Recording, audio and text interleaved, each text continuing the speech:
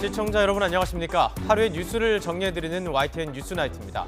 화물연대 파업이 산업계에 큰 부담이 되고 있습니다. 정부는 업무 개시 명령 카드를 벌써 고려하고 있습니다. 강대강 대치는 이어질 수밖에 없을 텐데요. 중재 나서야 할 여야는 파업의 원인을 바라보는 시각이 완전히 다릅니다. 잠시 뒤 나이트 포커스에서 살펴보겠습니다. 금요일 뉴스나이트 오늘의 헤드라인부터 정리해드립니다.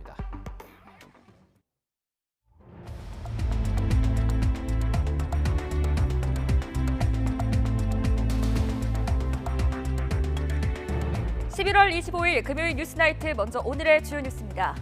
화물연대 파업이 이틀째 이어지면서 생산 현장 곳곳에서 물량 출하가 중단되는 등 피해가 발생하고 있습니다.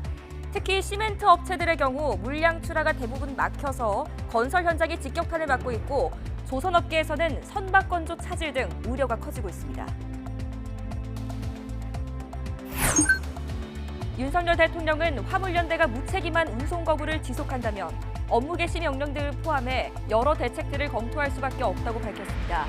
국가적 위기 상황에서 물류를 볼모로 잡는 행위는 국민이 용납하지 않을 것이라면서 불법적인 행동에 대해선 엄중하게 대응할 것이라고 강조했습니다. 선 예산안, 후 국정조사라는 큰 틀의 합의를 이룬 여야가 이태원 참사 국정조사 계획서를 처리한 지 하루 만에 또 충돌했습니다. 국민의힘은 예산을, 민주당은 이태원 참사를 고리로 서로를 압박했습니다. 민주당 이재명 대표가 자신을 향한 검찰의 전방위 수사에 대해 쇼를 하고 있다며 격한 반응을 쏟아냈습니다. 이에 대해 여당은 떳떳하게 수사를 받는 게 명예를 회복할 유일한 길이라며 맞불을 놨습니다. 이태원 참사를 수사하는 특수본이 소방청을 처음으로 압수수색했습니다. 참사 당일 소방청이 중앙긴급구조통제단을 운영하지 않고서 마치 가동된 것처럼 문서를 꾸민 정황을 포착했습니다. 서울의 한 원룸에서 생활고를 겪고 온 것으로 추정되는 모녀가 숨진 채 발견됐습니다. 모녀는 경제적 위기 가능성이 있어서 보건복지부가 매년 실시하는 복지 사각지대 발굴 대상자였는데 등록된 주소와 실제 거주지가 달라 정부의 도움을 받지 못했습니다. 이른바 제2의 N번방 사건의 주범으로 지목된 20대 남성이 호주에서 검거됐습니다. 미성년자들을 협박해 성착취물을 제작하고 텔레그램으로 유포했는데 이렇게 퍼진 영상은 확인된 것만 1,200여 개에 이릅니다. 화물연대가 안전운임제 일몰제 폐지와 적용 품목 확대를 요구하면서 파업에 나선 지 이틀째입니다. 전국의 시멘트 공장에서 출하가 중단되고 건설 현장도 레미콘 공정을 멈추는 등 산업계 곳곳에서 피해가 가시화되고 있습니다. 윤혜리 기자가 현장을 다녀왔습니다. 서울 마포구에 있는 시멘트 출하기지입니다. 시멘트를 저장하는 사일로 앞에 화물연대 노조 천막이 쳐졌고 노조원 10여 명이 이곳을 지키고 있습니다. 시멘트를 실어 날라야 하는 대형 트레일러 차량 30여 대가 운행을 멈추고 이렇게 길게 줄지어 서 있습니다. 이곳에 있는 3개 업체 모두 현재 시멘트 출하가 전면 중단된 상태입니다. 화물연대 집단 운송 거부로 전국에 있는 시멘트 공장은 이처럼 사실상 가동을 멈췄습니다. 성수기 평균 약 한 20만 톤 정도 출하가 되고 있는데요. 화물연대 집단 운송 거부로 현재 생산 공장 및 수도권 등을 포함한 전국 각 유통기지로의 출하가 거의 중단되어 있는 상황입니다. 레미콘 업체 상황은 더 심각합니다. 확보해둔 시멘트 재고 물량이 통상 이틀을 지나면 바닥을 드러내기 때문에 이번 주말에 버티기 어려운 상황입니다. 건설 현장은 이미 셧다운 위기입니다. 서울 둔촌주공 재건축 현장은 레미콘 타설을 중단하고 대체 공정을 하고 있지만 파업이 길어지면 공사 지연이 불가피합니다. 해외로 물건을 수출해야 하는 중소기업들도 물건 납품에 차질을 빚으면서 위약금을 물어주거나 생산을 중단해야 하는 피해를 겪고 있습니다. 수출하시는 분들은 물건들이 항만으로 제때 들어가지 못해서 납품이 이제 지연되게 될 거고요. 수출로 먹고 사는 우리나라한테 수출에 악영향을 미치게 되고. 주류 업체들은 미리 재고를 확보해도 현재까지 제품 공급에 큰 차질은 없지만 파업이 길어질 경우를 대비해 임시 차량을 확보하거나 다른 업체와 계약을 맺는 등 비상 대책을 세웠습니다. 한국경영자총협회 등 주요 경제단체는 지난 6월 화물연대 파업으로 1조 6천억 원이 넘는 피해가 복구되지도 않은 상황이라며 파업 즉각 철회와 모든 수단을 동원한 물류 정상화를 정부에 요청했습니다. 정부는 비상대책반을 운영해 업종별 일일 피해 현황을 점검하고 피해를 최소화할 수 있도록 모든 지원을 하겠다는 계획입니다. YTN 윤혜리입니다. 윤석열 대통령은 화물연대가 무책임한 운송 거부를 지속한다면 정부는 업무 개시 명령을 포함해 여러 대책을 검토할 수밖에 없다고 강조했습니다. 여당도 지원 사격에 나섰는데 민주당은 약속을 지키지 않은 정부 탓이라고 비판했습니다. 정유진 기자가 보도합니다. 윤석열 대통령이 화물연대 파업과 관련해 강경 대응 방침을 거듭 밝혔습니다. SNS를 통해 국가적 위기 상황에서 물류 상황을 볼모로 잡는 행위는 국민이 용납하지 않을 거라고 강조했습니다.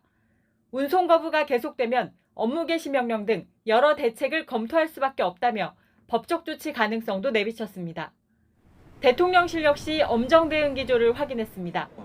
산업별 피해 상황을 살피는 등 업무 개시 명령 발동을 검토하기 위한 실무 작업을 하고 있다고 덧붙였습니다. 업무 개시 명령을 내릴 수 있고 이 명령에도 현장에 복귀하지 않으면 법적 조치가 불가피하다는 점을 다시 한번 말씀드립니다. 여당도 힘을 보탰습니다. 화물연대가 명분도 정당성도 없는 이기적인 요구를 하고 있다며 잇따라 강경 대응을 촉구했습니다. 노조가 국민과 한국 경제를 볼모로 잡고 힘에 의지해서 이기주의적 요구를 관철하는 행위는 더 이상 용납되어서는 안 됩니다. 하지만 더불어민주당은 이번 사태의 원인을 정부 탓으로 돌렸습니다. 그동안 안전운임제 관련 논의를 제대로 하지 않는 등 정부가 약속을 지키지 않았다는 겁니다.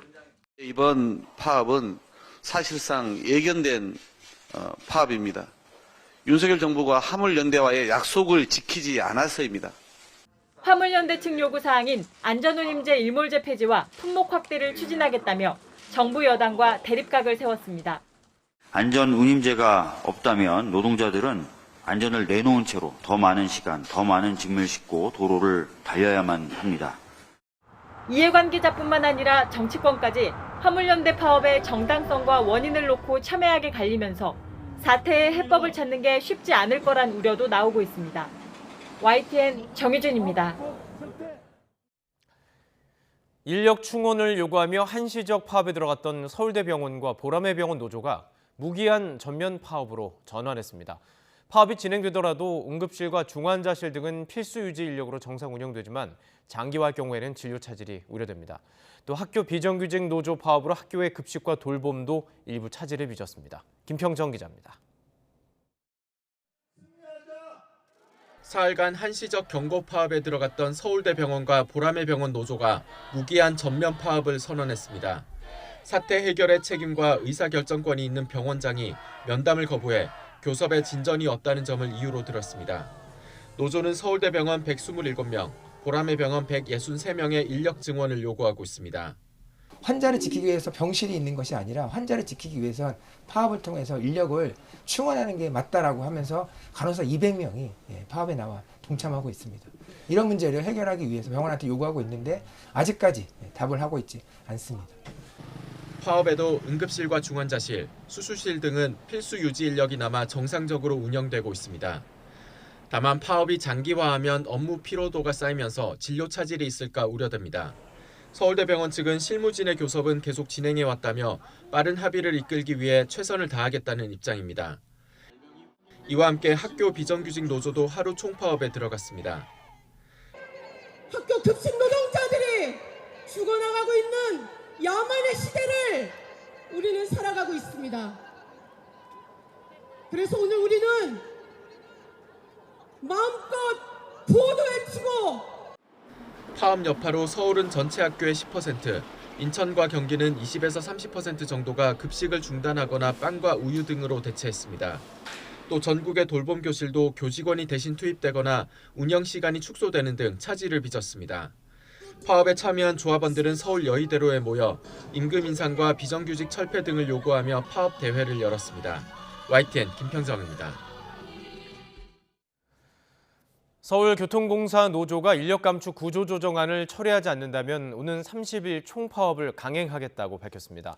노조는 서울시와 공사가 재정 적자를 이유로 2026년까지 1,500명을 축소하려 한다며 지난 5월 말 심야 연장 운행 재개로 오히려 인력 230여 명이 더 필요한 상황이라고 주장했습니다. 이태원 참사를 수사하는 경찰청 특별수사본부가 김광호 서울경찰청장을 최대한 신속하게 소환해서 조사하겠다고 밝히면서 수사는 점점 윗선으로 향하고 있습니다. 앞서 YTN 보도를 통해 참사 전에 김 청장이 이태원에 투입할 기동대가 있는지 확인한 것으로 드러났는데요. 기동대 투입 필요성을 인지한 것으로 보이는데 왜 실제로는 투입하지 않았는지가 수사의 핵심이 될 전망입니다. 안동준 기자의 보도입니다. 이태원 참사 당일 서울경찰청 상황관리관으로 근무했던 류미진 총경. 지난 18일 경찰청 특별수사본부에 출석한 지 꼭 일주일 만에 다시 피의자 신분으로 소환 조사를 받았습니다. 오늘 2차 조사 받으러 오셨는데 한 말씀 좀 부탁드립니다. 지난 조사 때 어떤 부분 위주로 소명하셨나요? 직무유기 혐의는 인정하시나요? 류 경감 등 주요 피의자에 대한 소환 조사가 마무리 단계로 접어들면서 이태원 참사에 대한 수사는 이제 윗선으로 향하고 있습니다. 수사의 첫 관문은 서울경찰청장. 특수본은 서울청 일선 직원에 대한 수사를 마무리하는 대로 김광호 서울청장을 신속히 소환하겠다고 밝혔습니다. 김 청장은 경비기동대 요청을 묵살했다는 의혹과 헬로윈 관련 경찰 정보보고서 삭제 과정에 개입했다는 의혹을 받고 있습니다. 앞서 YTN 취재 결과 김 청장은 헬로윈 기간에 기동대 투입을 타진한 것으로 파악됐습니다. 김 청장이 서울청 경비부서에 기동대를 투입할 수 있는지 전화로 문의했는데 당시 전화를 받은 경찰 관계자는 투입이 어렵다고 답한 것으로 확인됐습니다. 이후 김 청장은 별다른 조치를 취하지 않았는데 기동대 요청에 대한 사실관계를 떠나 김 청장이 애초 기동대 필요성을 인지하고 있었다면 책임을 면하기는 어려울 것으로 보입니다. 다만 특수본은 정보보고서 삭제 의혹에 대해서는 김 청장이 지시하거나 관여한 정황이 없다고 설명했습니다. 특수본이 다음 주쯤 주요 피의자에 대한 구속영장 신청 여부를 검토하겠다고 밝힌 만큼 1차 신병 처리가 마무리되면 특수본 수사는 김 청장을 시작으로 더 윗선을 향할 전망입니다. YTN 안동준입니다. 경찰 특수본은 참사 당일 생명을 살릴 골든타임을 밤 11시까지라고 언급하며 용산소방서 지휘팀장이 구호 조치에 미흡했다 이렇게 의심하고 있습니다. 이에 대해 소방 측은 현장에 도착했을 땐 골든타임이 이미 지났을 때라며 어불성설이라고 강하게 반발했는데요. 논란이 일자 특수본은 이해를 돕기 위해 사용한 표현이라며 뒤늦게 한 발 물러섰습니다. 김다연 기자의 보도입니다. 경찰청 특별수사본부는 용산소방서 현장지휘팀장을 입건한 이유를 설명하며 골든타임이라는 단어를 언급했습니다. 애초 소방에서 밝힌 첫 신고가 들어오고 약 45분 뒤인 밤 11시까지 적절한 구호 조치가 이뤄졌다면 인명피해를 줄일 수 있었다고 판단한 겁니다. 이때 무슨 일이 있었는지 알아보기 위해 소방 무전 녹취를 살펴봤습니다. 현장 지휘팀장은 밤 10시 48분쯤 쓰러진 행인 약 70명 가운데 3분의 2는 안전하게 이동했고 육안으로 볼 때 20-30명 정도만 넘어져 있다고 말했습니다. 밤 11시쯤엔 빠른 속도로 넘어진 행인을 일으켜 안전한 곳으로 유도하고 있으니 잠시 뒤 상황이 종료될 거로 추정한다고 전했습니다. 하지만 실제는 여전히 많은 사람이 뒤엉켜 있었고 시민들까지 심폐소생술에 동참할 정도로 참사가 한참 진행되던 때입니다. 특수본은 이를 근거로 지휘팀장이 상황을 안일하게 인식한 걸로 보고 있습니다. 최성범 용산소방서장은 YTN과 통화에서 골든타임 발언은 어불성설이라며 반발했습니다. 지휘팀장이 현장에 도착한 건 이미 심정지 환자의 골든타임인 4에서 5분을 지난 시점인데 이 시간 안에 다수의 인명을 구하긴 사실상 어렵다는 겁니다. 또 상황이 거의 종료됐다는 말은 골목길 전면부만 두고 한 것이라고 해명했습니다. 소방노조 측도 무리한 수사라고 강하게 반발했습니다. 제 개인적인 생각으로는 표적 수사다. 이미 답을 결정해놓고 갖고 가는 것이다. 그렇게 생각이 듭니다. 특수본은 뒤늦게 골든타임이라는 말에 근거가 있었던 건 아니라며 스스로 세운 논리를 철회했습니다. 결국 참사 당일 밤 11시 때 현장 지휘팀장의 안일한 인식을 강조하기 위해 골든타임이란 용어가 튀어나온 것으로 보입니다. 경찰과 함께 소방 또한 현장 책임자들에게만 법적 책임을 강하게 묻는 거 아니냐는 지적이 나오는 상황에서 특수본이 앞으로 지휘팀장에 대한 혐의를 어떻게 입증해 나갈지 주목됩니다. YTN 김다현입니다. 이런 가운데 특수본이 소방청에 대한 강제 수사에 나섰습니다. 특수본은 이태원 참사 당일 소방청에서 중앙긴급구조통제단이 꾸려지지 않았지만 가동된 것처럼 허위로 서류에 적시되는 등 문제가 있었다고 의심하고 있습니다.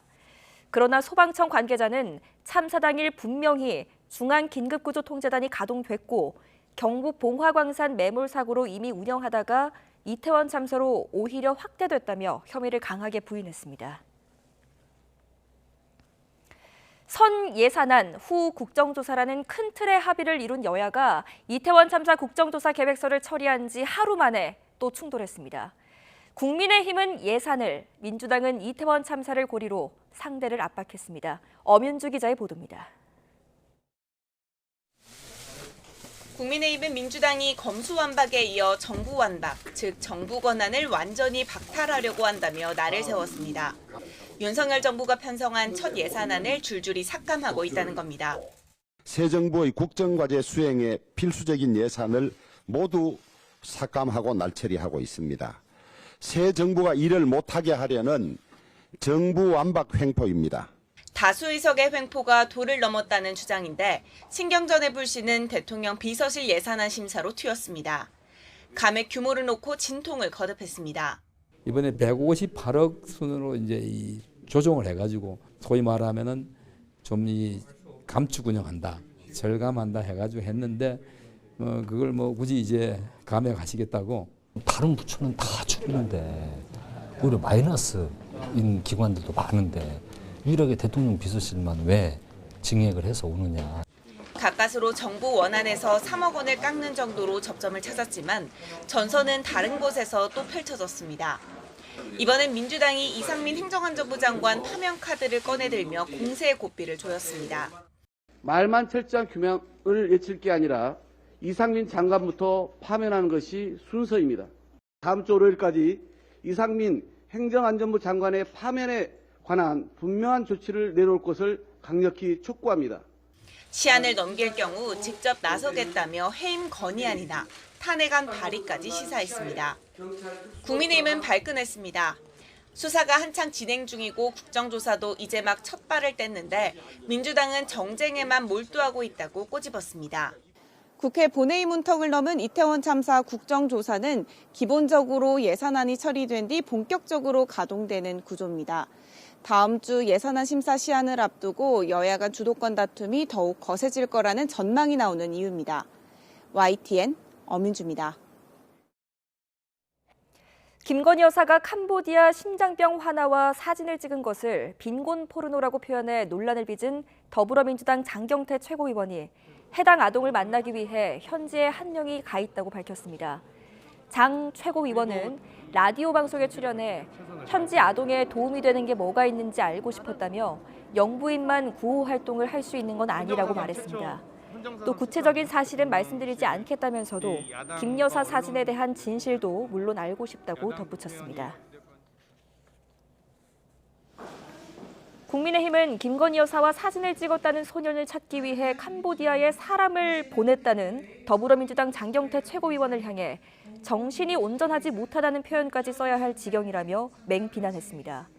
국민의힘 김미애 원내대변인은 김건희 여사가 사진 촬영에 조명을 사용했다는 가짜뉴스를 유포해 고발당한 장 최고위원이 이제는 캄보디아 소년의 개인 신상을 뒤지고 있다고 비판했습니다. 이어 본인의 형사사건 방어를 위해 공적 인력이나 비용을 투입했는지부터 밝혀야 한다고 주장했습니다.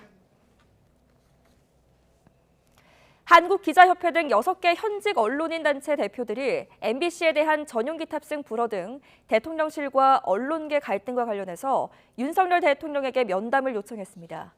한국기자협회와 방송기자협회 등 6개 단체 대표자들은 대통령실에 면담 요청서를 제출하고 언론의 자유와 사회적 책임을 두고 치열한 논의와 허심탄회한 의견 교류가 이뤄지길 기대한다고 밝혔습니다. 이들은 대통령과의 면담에서 민주주의와 언론의 자유를 걱정하는 언론인들의 고민과 진심을 직접 전하고 해법을 함께 모색하겠다고 강조했습니다.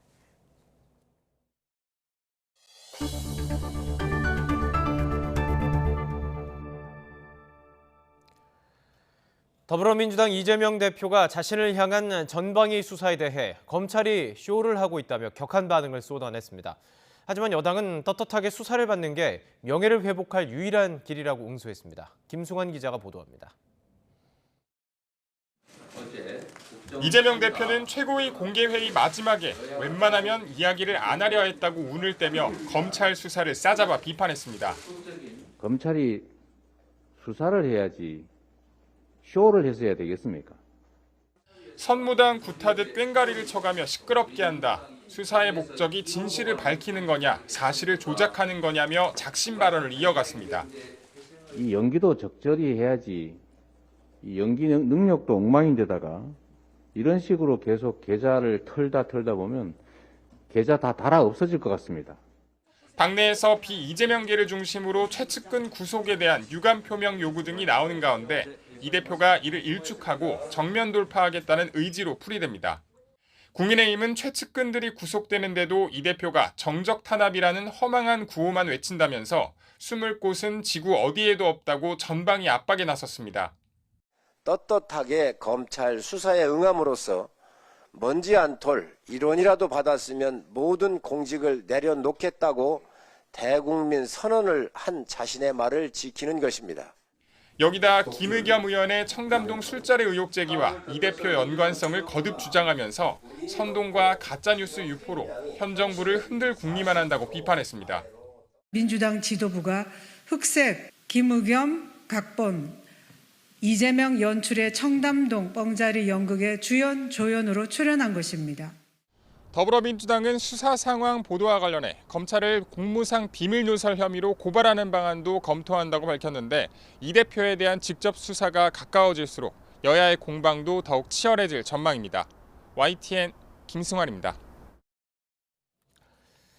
구속기간 만료로 석방된 화천대유 대주주 김만배 씨가 천화동인 1호에 이재명 민주당 대표 측근들 몫이 있다고 말한 사실을 검찰 조사에서도 인정한 것으로 파악됐습니다. 다만 정진상 실장 측은 자기 지분을 늘리려는 김 씨의 허풍을 검찰이 부풀렸다는 입장인데 당사자인 김 씨는 석방 뒤 처음으로 대장동 재판에 출석했지만 공범과 달리 침묵을 지켰습니다. 나인 기자입니다. 검찰은 이재명 민주당 대표의 최측근 정진상 실장의 구속수사가 필요한 이유로 관련자들의 진술이 일치한다는 점을 강조했습니다. 유동규 전 본부장과 남욱 변호사, 정영학 회계사를 비롯한 모든 이들이 입을 모아 정 실장이 뇌물을 받고 대장동 지분을 약속받았다고 말하고 있다는 겁니다. 하지만 천화동인 1호 소유주 김만배 씨는 여기에 포함되지 않았습니다. 검찰은 김 씨가 처벌받을 것을 두려워한 나머지 일부 범행을 부인하고 있다고 정 실장 구속영장에 적었습니다. 다만 김 씨 역시 정 실장과 김용 전 민주연구원 부원장 등에게 대장동 개발 이익을 지급할 방법을 논의한 사실은 인정했다고 강조했습니다. 천화동인 1호 수익금으로 유동규 전 본부장에게 3분의 1을 주고 나머지는 동균의 형들에게 줘야겠다는 구체적인 대화 내용도 적시했습니다. 정 실장 측은 검찰이 과장한 거라고 일축하고 있습니다. 김 씨가 인정한 건 그런 말을 한 적이 있다는 뜻이지 말의 내용이 사실이라고 인정한 건 아니라는 겁니다.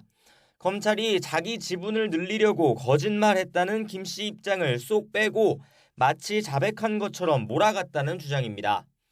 당사자인 김 씨는 석방 뒤 처음으로 대장동 사건 재판이 열린 법원의 모습을 드러냈지만 침묵을 이어갔습니다. 천화동인 1호 실소유주에 대해서 한 말씀 부탁드립니다. 반면 남욱 변호사는 법정에서 김 씨가 이 대표 측에 지분을 얼마나 약속했는지는 모른다면서도 그 지분에는 이 대표 몫도 포함된 걸로 안다고 주장했습니다. 대장동 사업의 책임자가 이 대표였고 이 대표 역시 성남시장에 이어 경기지사 선거, 대선까지 염두에 두고 있었다는 말을 유동규 전 본부장에게서 들었다고 했습니다. 검찰은 일단 남 변호사의 진술을 뒷받침할 관련자들의 계좌, 통화 기록 등 여러 물증 역시 확보했다는 입장입니다. 입을 닫고 있는 김만배 씨의 입장은 다음 주 남 변호사에 대한 추가 증인신문 과정에서 구체적으로 드러날 것으로 보입니다. 검찰은 구치소에 수감된 정 실장을 구속적 부심 기각 이후 처음으로 불러 대장동 지분 관련 이 대표의 관여 여부 등을 추궁했습니다. YTN 나힌입니다. 서해 공무원 피격 사건 당시 청와대 안보계통 책임자였던 서훈 전 국가안보실장이 오늘 검찰에 다시 출석했습니다. 서울중앙지검 공공수사 1부는 오늘 오전부터 서 전 실장을 피고발인 신분으로 불러 조사했습니다. 검찰은 어제도 서 전 실장을 불러 새벽 1시까지 당시 안보실의 의사결정 과정 등을 집중적으로 추궁한 것으로 알려졌습니다. 검찰은 고인 사망 다음 날 안보실 주도로 열린 관계장관 회의에서 잦은 월북 결론이 정해졌고 이와 배치되는 정보는 삭제하도록 정부기관의 지시가 내려갔다고 의심하고 있습니다. 서 전 실장은 지난달 기자회견을 통해 근거 없이 월북몰이를 할 이유도 실익도 전혀 없다며 검찰의 주장은 사실이 아니라고 혐의를 부인했습니다. 쌍방울 그룹의 대북 송금 의혹을 수사하고 있는 검찰이 송금 과정에 관여한 쌍방울 직원을 체포했습니다. 수원지방검찰청은 지난 17일 외화를 밀반출한 혐의로 중국 쌍방울 공장에서 근무했던 직원 A씨를 붙잡아 조사했습니다. A씨는 지난 2019년 1월 쌍방울 박모 부회장이 중국에서 북측 인사에게 150만 달러를 전달하는 과정에 공모한 혐의를 받습니다. 검찰 조사에서 A씨는 대북 송금에 관여한 혐의를 일부 시인한 것으로 알려졌습니다. 한국은행이 기준금리를 0.25%포인트 올리면서 지난해 8월 이후 1년 3개월 동안 기준금리는 연 0.5%에서 3.25%까지 훌쩍 뛰었습니다. 기준금리는 내년 상반기까지 계속 오를 것으로 보여서 대출자들의 이자 부담도 점차 커질 전망입니다. 강희경 기자가 보도합니다. 코로나19 시절 연 0.5% 수준에 머물렀던 기준금리는 지난해 8월 처음으로 인상된 뒤 올해 두 차례 빅스텝을 거쳐 빠르게 올랐습니다. 1년 3개월 만에 3.25%까지 올랐지만 금리 인상 기조는 당분간 유지될 것으로 보입니다. 한국은행 금융통화위원 대부분이 최종금리 수준은 3.5% 이상이 바람직하다는 의견을 내놓았기 때문입니다. 구체적으로 3.5%가 바람직하다는 사람이 3명으로 가장 많았고 3.75%까지 올라갈 가능성을 열어두자는 의견도 2명이었습니다. 3.25%도 괜찮다는 의견은 1명에 불과했습니다. 외환시장이 상당히 변동성이 큰 상황이기 때문에 대외 요인에 더 많은 중점을 두고 최종금리를 저희 고려했다면 이번에는 금융안정 상황을 어떻게 고려해야 되는지. 최종금리까지 도달한 뒤에도 금리가 언제 다시 하락할지는 미지수입니다. 이창용 총재도 지금 금리 인하를 논의하는 건 시기상조라고 강조했습니다. 다만 최종금리에 도달하는 시점 자체는 내년 상반기가 유력하다는 분석이 많습니다. 미 연준의 금리 인상 기조가 짧으면 내년 초, 길어도 내년 상반기까지밖에 이어지지 못할 것으로 보고 있고 내년으로 넘어가면서 경제 성장률이 상당 부분 떨어질 수 있는 이런 경기 침체 우려를 감안한 물가를 잡기 위한 선택이지만 대출자들의 시름은 깊어질 수밖에 없습니다. 기준금리가 오르면 은행의 수신금리 등 자금 조달 비용이 올라가 대출금리도 높아지기 때문입니다. 금리 인상으로 인해서 이런 여러 경제 주체들이 어려움이 가중될 거라는 것은 예상하면서도 할 수 없이 추후 고통을 낮추기 위해서 하는 정책이었습니다. 다만 금융당국이 자금시장 안정화 차원에서 수신금리 인상을 자제해달라고 당부했다는 점이 대출금리 상승세 둔화에 어느 정도 영향을 미칠 것으로 보입니다. 금감원이 자금 쏠림 감독을 강화하겠다고 재차 압박에 나선 가운데 은행권은 내부 검토를 거쳐 수신금리 인상 여부를 신중히 결정할 방침이라고 설명했습니다. YTN 강희경입니다. 서아프리카 기니만 인근 해상에서 한국인 2명이 탑승한 급유선이 해적에게 억류됐다 하루 만에 무사히 풀려났습니다. 이 일대에서는 유사한 일이 심상치 않게 발생해온 것으로 알려져서 주의가 필요해 보입니다. 조수연 기자가 보도합니다. 우리 시간 24일 오전 7시쯤 코트디부아르 남방 200해리에서 마샬 제도 국적의 4,000톤급 유류 운반선 비오션호에 연락이 두절됐습니다. 선박에는 한국인 선장과 기관장, 인도네시아 국적 선원 17명 등 19명이 타고 있었습니다. 외교부는 억류 의심 상황을 접수한 직후 재외국민 대책본부를 설치하고 범정부적인 대응에 나섰습니다. 코트디부아르, 가나, 나이지리아 공관에는 현장 대책반을 마련하는 등 비상대책을 마련하던 중이었습니다. 하지만 약 하루 만에 연락이 다시 닿으면서 가슴을 쓸어내렸습니다. 외교부는 이 배가 해적에 억류됐다가 해적이 석유 탈취 후 하선하면서 선장이 선사에 연락을 해왔다고 밝혔습니다. 배는 상당 부분 파손됐지만 다행히 선원들 모두 다치지 않은 것으로 파악됐습니다. 선박은 우방국 해군의 호의를 받아 출발지인 코트디부아르 아비장항으로 복귀할 예정입니다. 사건이 발생한 지역에서는 지난 1월에도 우리 국민이 탑승한 급유선이 해적에 억류됐다가 석유와 현금 탈취 후 무사히 풀려난 일이 있었습니다. 지난해에도 이 일대에서 비슷한 사건이 2건, 2020년에는 3건 발생한 것으로 파악돼 각별한 주의가 요구되고 있습니다. YTN 조수현입니다. 네, 방금 들어온 소식부터 전해드리고 뉴스 이어가겠습니다. 여당의 윤리위가 이태원 참사의 책임자였던 그 박희영 용산구청장에 대해서 징계 절차에 착수했다고 속보가 들어와 있습니다. 만장일치로 결정을 내렸다고 지금 전해지고 있는데요. 다시 한번 전해드리겠습니다. 여당 윤리위가 이태원 참사의 책임자 박희영 용산구청장에 대해서 징계 절차에 착수했다는 속보가 들어와 있습니다. 이양희 당 윤리위원장은 이준석 전 대표에 대한 논의는 없었다고 전해지고 있습니다. 이준석의 측근 김철근의 당원권 정지 재심 청구는 각하됐다, 이런 속보도 들어와 있습니다. 더 자세한 소식은 저희가 취재되는 대로 다시 한번 전해드리겠습니다. 다음 소식입니다. 이른바 제2의 N번방 사건의 주범 L로 지목된 20대 남성이 호주에서 붙잡혔습니다.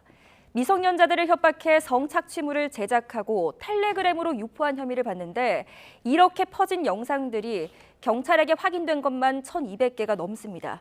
김근우 기자가 취재했습니다. 호주 시드니 인근 주택가에 서울경찰청 조끼를 입은 경찰관들이 들이닥칩니다. 곧이어 수갑을 찬 채 끌려 나오는 건장한 남성. 이른바 제2의 N번방의 주범 L로 지목된 20대 중반 한국인 A씨입니다. A씨는 지난 2020년부터 피해자들을 협박해 성착취물 1,200여 개를 촬영하고 이를 텔레그램으로 유포한 혐의를 받습니다.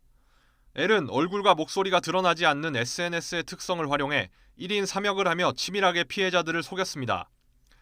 먼저 2019년 N번방 사건을 폭로했던 추적단 불꽃을 사칭해 성착취물이 퍼지고 있다며 도와주겠다고 접근했습니다. 그러면서 피해자를 위협해 성착취물을 촬영하는가 하면 또 다른 피해자인 척 다가가 협박범에게 협조하도록 유도하기도 했습니다. 올해 초 신고를 접수한 경찰은 공범과 유포자 등 25명을 붙잡아 이 가운데 6명을 구속했는데 텔레그램 측에서 협조 요청에 회신하지 않는 등 수사에 난관이 많아 주범 검거에는 애를 먹었습니다. 그러다 해외 SNS 업체 등을 140여 차례 넘게 압수수색한 끝에 A씨를 주범으로 특정해 호주 경찰과 함께 체포했습니다. 지금까지 파악된 피해자는 9명, 모두 10대 미성년자입니다. A씨는 인터넷에서 영상을 구했을 뿐이라며 범행을 부인하고 있지만 경찰은 A씨의 휴대전화에서 발견한 영상을 토대로 혐의 입증을 자신하고 있습니다.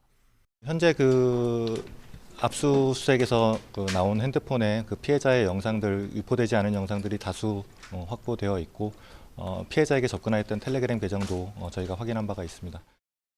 경찰은 호주 경찰이 A씨를 기소할 수 있도록 국내에서 수집한 증거 자료를 제공할 계획입니다. 동시에 범죄인 인도 요청을 통해 국내 송환도 추진할 방침입니다. YTN 김근우입니다. 고객 명의로 수십억 원을 몰래 대출해서 가로챈 뒤 도박에 써버린 전 농협 직원이 재판에서 실형을 선고받았습니다.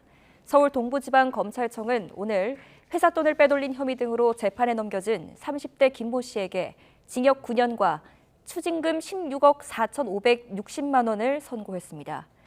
재판부는 고객 명의를 도용해 거액의 돈을 빼돌린 데다 아직 피해 액수 상당 부분이 회복되지 않았다며 양형 이유를 설명했습니다. 김 씨는 지난해 1월부터 지난 6월까지 고객 37명의 명의로 49억 원을 몰래 대출받고 이 가운데 28억 원가량을 가족 계좌 등으로 빼돌린 혐의로 기소됐습니다. 오징어 게임에 출연해 뒤늦게 스타덤에 오른 배우 오영수 씨가 강제추행 혐의로 재판을 받게 됐습니다. 본인은 혐의를 부인하고 있는 가운데 정부는 오영수 씨가 모델로 등장한 광고를 내렸습니다. 신웅진 기자의 보도입니다. 배우 오영수 씨가 강제추행 혐의를 받고 있는 것으로 확인됐습니다. A씨는 지난 2017년 오영수 씨에게 추행을 당했다며 지난해 말 고소장을 접수했는데 경찰은 불송치 결정을 내렸습니다. 이후 A씨가 이의 신청하자 수원지검 성남지청이 다시 수사해 오 씨를 강제추행 혐의로 불구속 기소했습니다. 이에 대해 오영수 씨는 호숫가를 돌며 길 안내 차원에서 손을 잡은 것뿐이라며 지난해 A씨에게 사과한 건 문제 삼지 않겠다고 해서 한 것이지 혐의를 인정한 건 아니었다고 주장한 것으로 알려졌습니다. 배우 오영수 씨는 지난해 넷플릭스 드라마 오징어 게임에 오일남 역으로 나와 폭발적인 인기를 누렸습니다. 이 드라마로 한국 배우로는 처음으로 골든글로브 TV 부문 나무조연상을 받기도 했습니다. 오영수 씨는 규제혁신 정책 광고에도 등장했는데 정부는 이번 일로 송출을 중단했습니다. 광고뿐 아니라 출연 작품의 미래도 불투명해졌습니다. 최근까지 연극 러브레터 서울 공연 흥행을 견인해 왔는데 내년 1월 14일부터 이어지는 전주 무대에 오르기는 쉽지 않아 보입니다. 8순이 다 된 나이지만 의욕적인 활동을 이어가던 노배우의 미래는 이제 재판 결과에 달렸습니다. YTN 신웅진입니다. 생후 15개월 된 친딸이 숨지자 시신을 3년 동안 보관하며 양육수당을 챙긴 혐의로 불구속 입건된 친부모에게 이에 앞서 숨진 또 다른 자녀가 있었던 것으로 파악됐습니다. 34살 친모 A씨와 29살 A씨의 전 남편 사이에 지난 2015년 12월 태어난 자녀가 있었고 아기가 생후 100일쯤 됐을 때 자다가 질식사했던 것으로 경찰 조사 결과 드러났습니다. 다만 경찰은 당시 부검 등을 통해 아동학대를 의심할 만한 정황이 없어 단순 변사로 처리했다고 설명했습니다.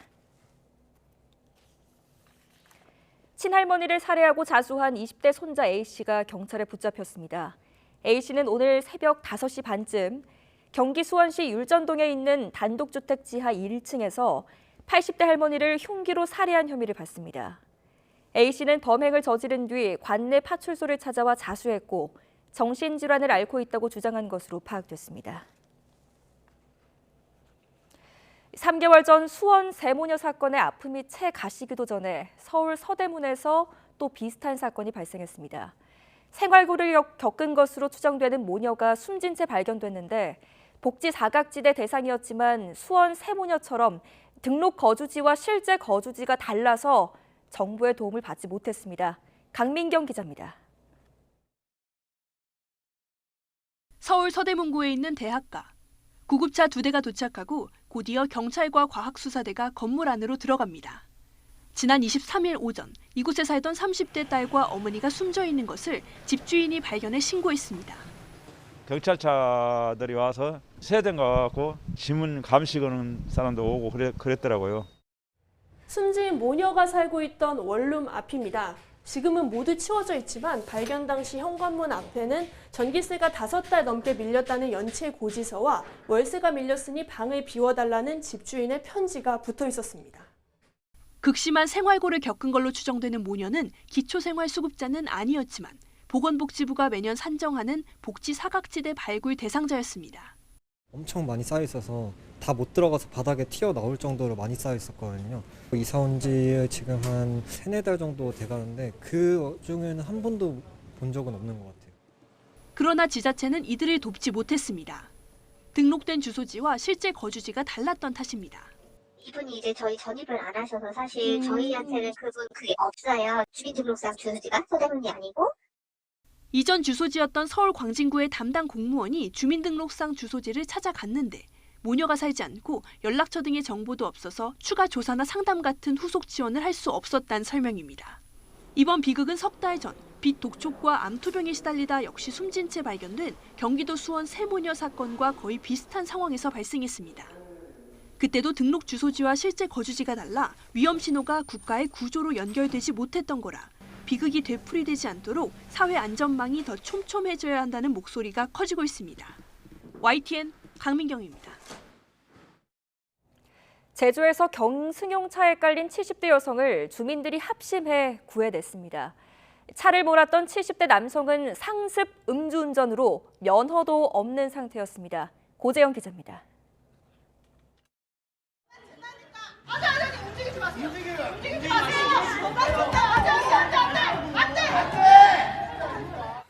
제주 서귀포시 동홍동의 한 골목.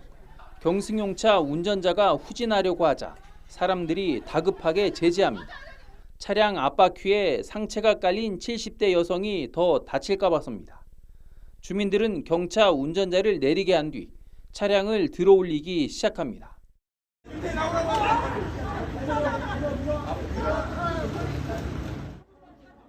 주민은 물론 귀가하던 학생들까지 힘을 모은 덕분에 여성은 119 구급대가 오기 전에 구조됐습니다.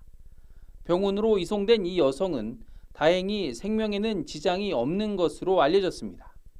사고를 낸 70대 남성은 혈중 알코올 농도가 면허 취소 수준인 0.08% 이상으로 만취 상태였습니다. 또 상습 음주운전으로 몇 년 전 면허가 취소된 상태였습니다. 경찰은 무면허 음주운전으로 사람을 다치게 한 혐의로 운전자를 입건해 조사하고 있습니다.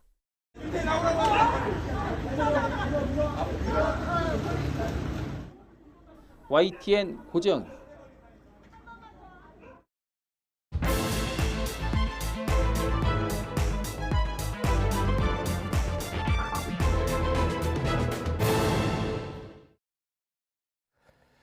정치권의 관심 뉴스를 진단해보는 나이트 포커스입니다. 오늘은 김재원 전 새누리당 최고위원, 김영주 전 민주당 국회의원 두 분과 함께합니다. 안녕하십니까?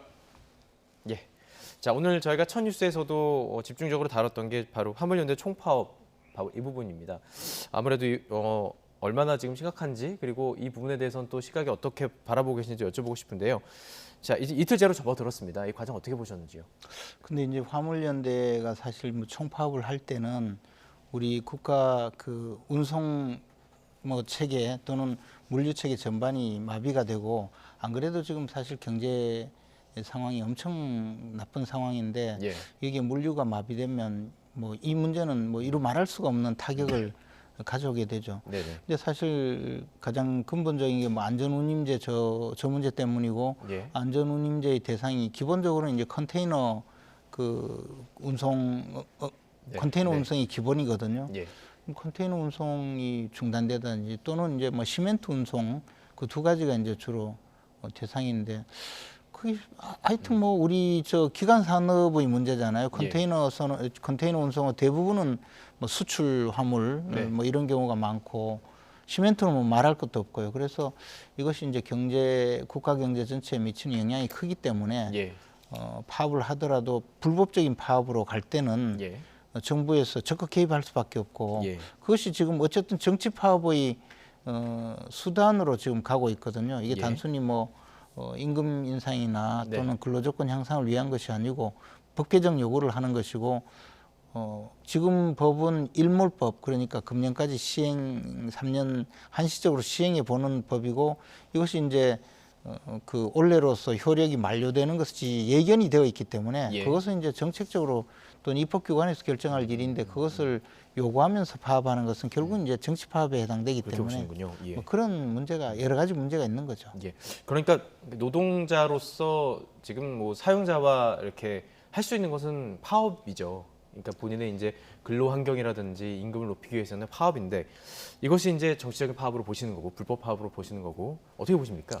어떻게 보면 이 지금 현재 화물연대라고 하는 분들의 구성원들은 어찌 보면 노동조합에 관계된 자들도 아니고 단결권이나 교섭권들이 거의 없는 상태입니다. 네, 네. 말하자면 개인 사업자나 마찬가지인 것이고, 사실은 예. 지입제적 형태를 갖고 있기 때문에, 그렇기 때문에 그동안에 하루에 16, 17시간 이렇게 일을 하면서 최근에 유류값도 인상되고 굉장히 어떤 그 인플레도 있기 때문에 네네. 삶의 질이 더욱더 악화됐다는 건 사실이고, 예. 이제 그런 과정에서 이제 그런 어떤 그 한시적인 어떤 그 지원도 이제 예. 끊길 차원에 놓여 있기 때문에 네. 그런 부분에 대해서 이미 이제 정부가 좀 앞다퉈서 이런 부분에 대해서 자연스럽게 이 논의가 극한적인 대결까지 가지 않도록 하는 물론 뭐 주체는 그 법과 관련돼서 국회에서 할 일입니다만 어쨌든 여당과 정부가 손을 합쳐서 여러 가지 국토부와 관련해 가지고 조금 더 이런 부분들을 자연스럽게 해야 되는데 한덕수 총리의 지난 발언부터 해가지고 굉장히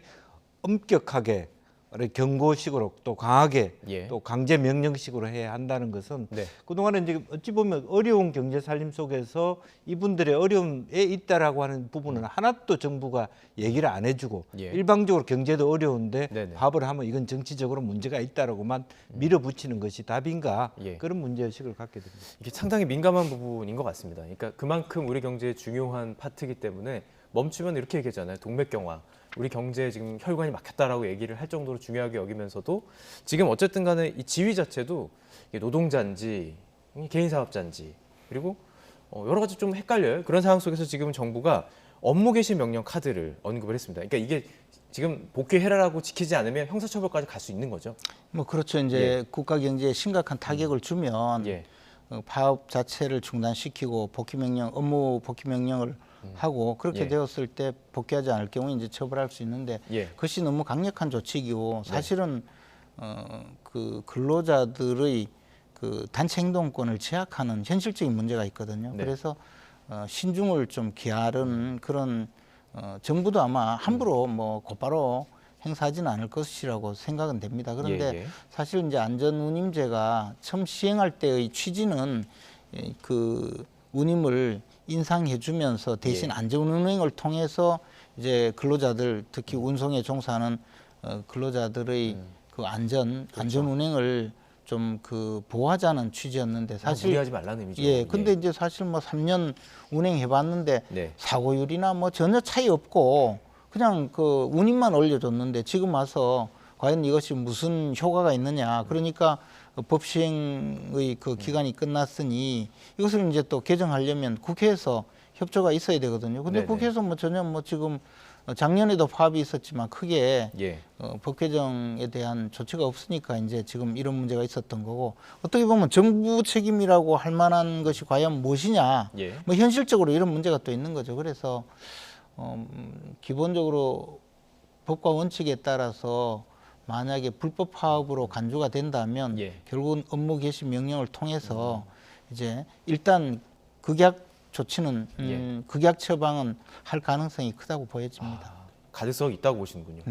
자, 그렇다면 정부 쪽에서도 상당히 부담이 될 수밖에 없을 텐데요. 지금까지 뭐 여러 이제 앞으로 좀 다뤄보겠지만 MBC와도 어떤 좀 강대강 대치의 모습들, 그러니까 뭔가 국민과 이렇게 자꾸 대치하는 모습들이 비춰지는 게 쉽지 않아요. 그게 더 걱정입니다. 예를 들면 이제 이게 이 업무 개시 명령만 하더라도 2003년에 도입된 걸로 알고 있는데 한 번도 이런 데까지 가지 않았거든요. 그런데 지금 불안한 것은 그렇게 이것은 개시 명령 국민회의 통과되면 그냥 개시 명령이 발효됩니다. 이제 그렇기 때문에 지금 이러한 사회 전반적으로 여러 가지 갈등 또 보수 진보의 갈등 연일 뭐 주말 시위에 굉장히 국민들도 굉장히 고통스럽고 그런 부분인데 화물연대까지도 이렇게 초강경 기제로 간다면 사실은 이제 긴급 명령의 복귀 명령에 따르지 않으면 사실 3년 징역형 3천만 원 이하 벌금형 심지어 운수업조차도 면허 취소 이렇게 됐을 경우에 국가 전체에 정말로 어떤 물류 대란이 일어날 수 있는 부분이 있고 또 그런 면에서 또 사회 전반적으로 이것이 일파만파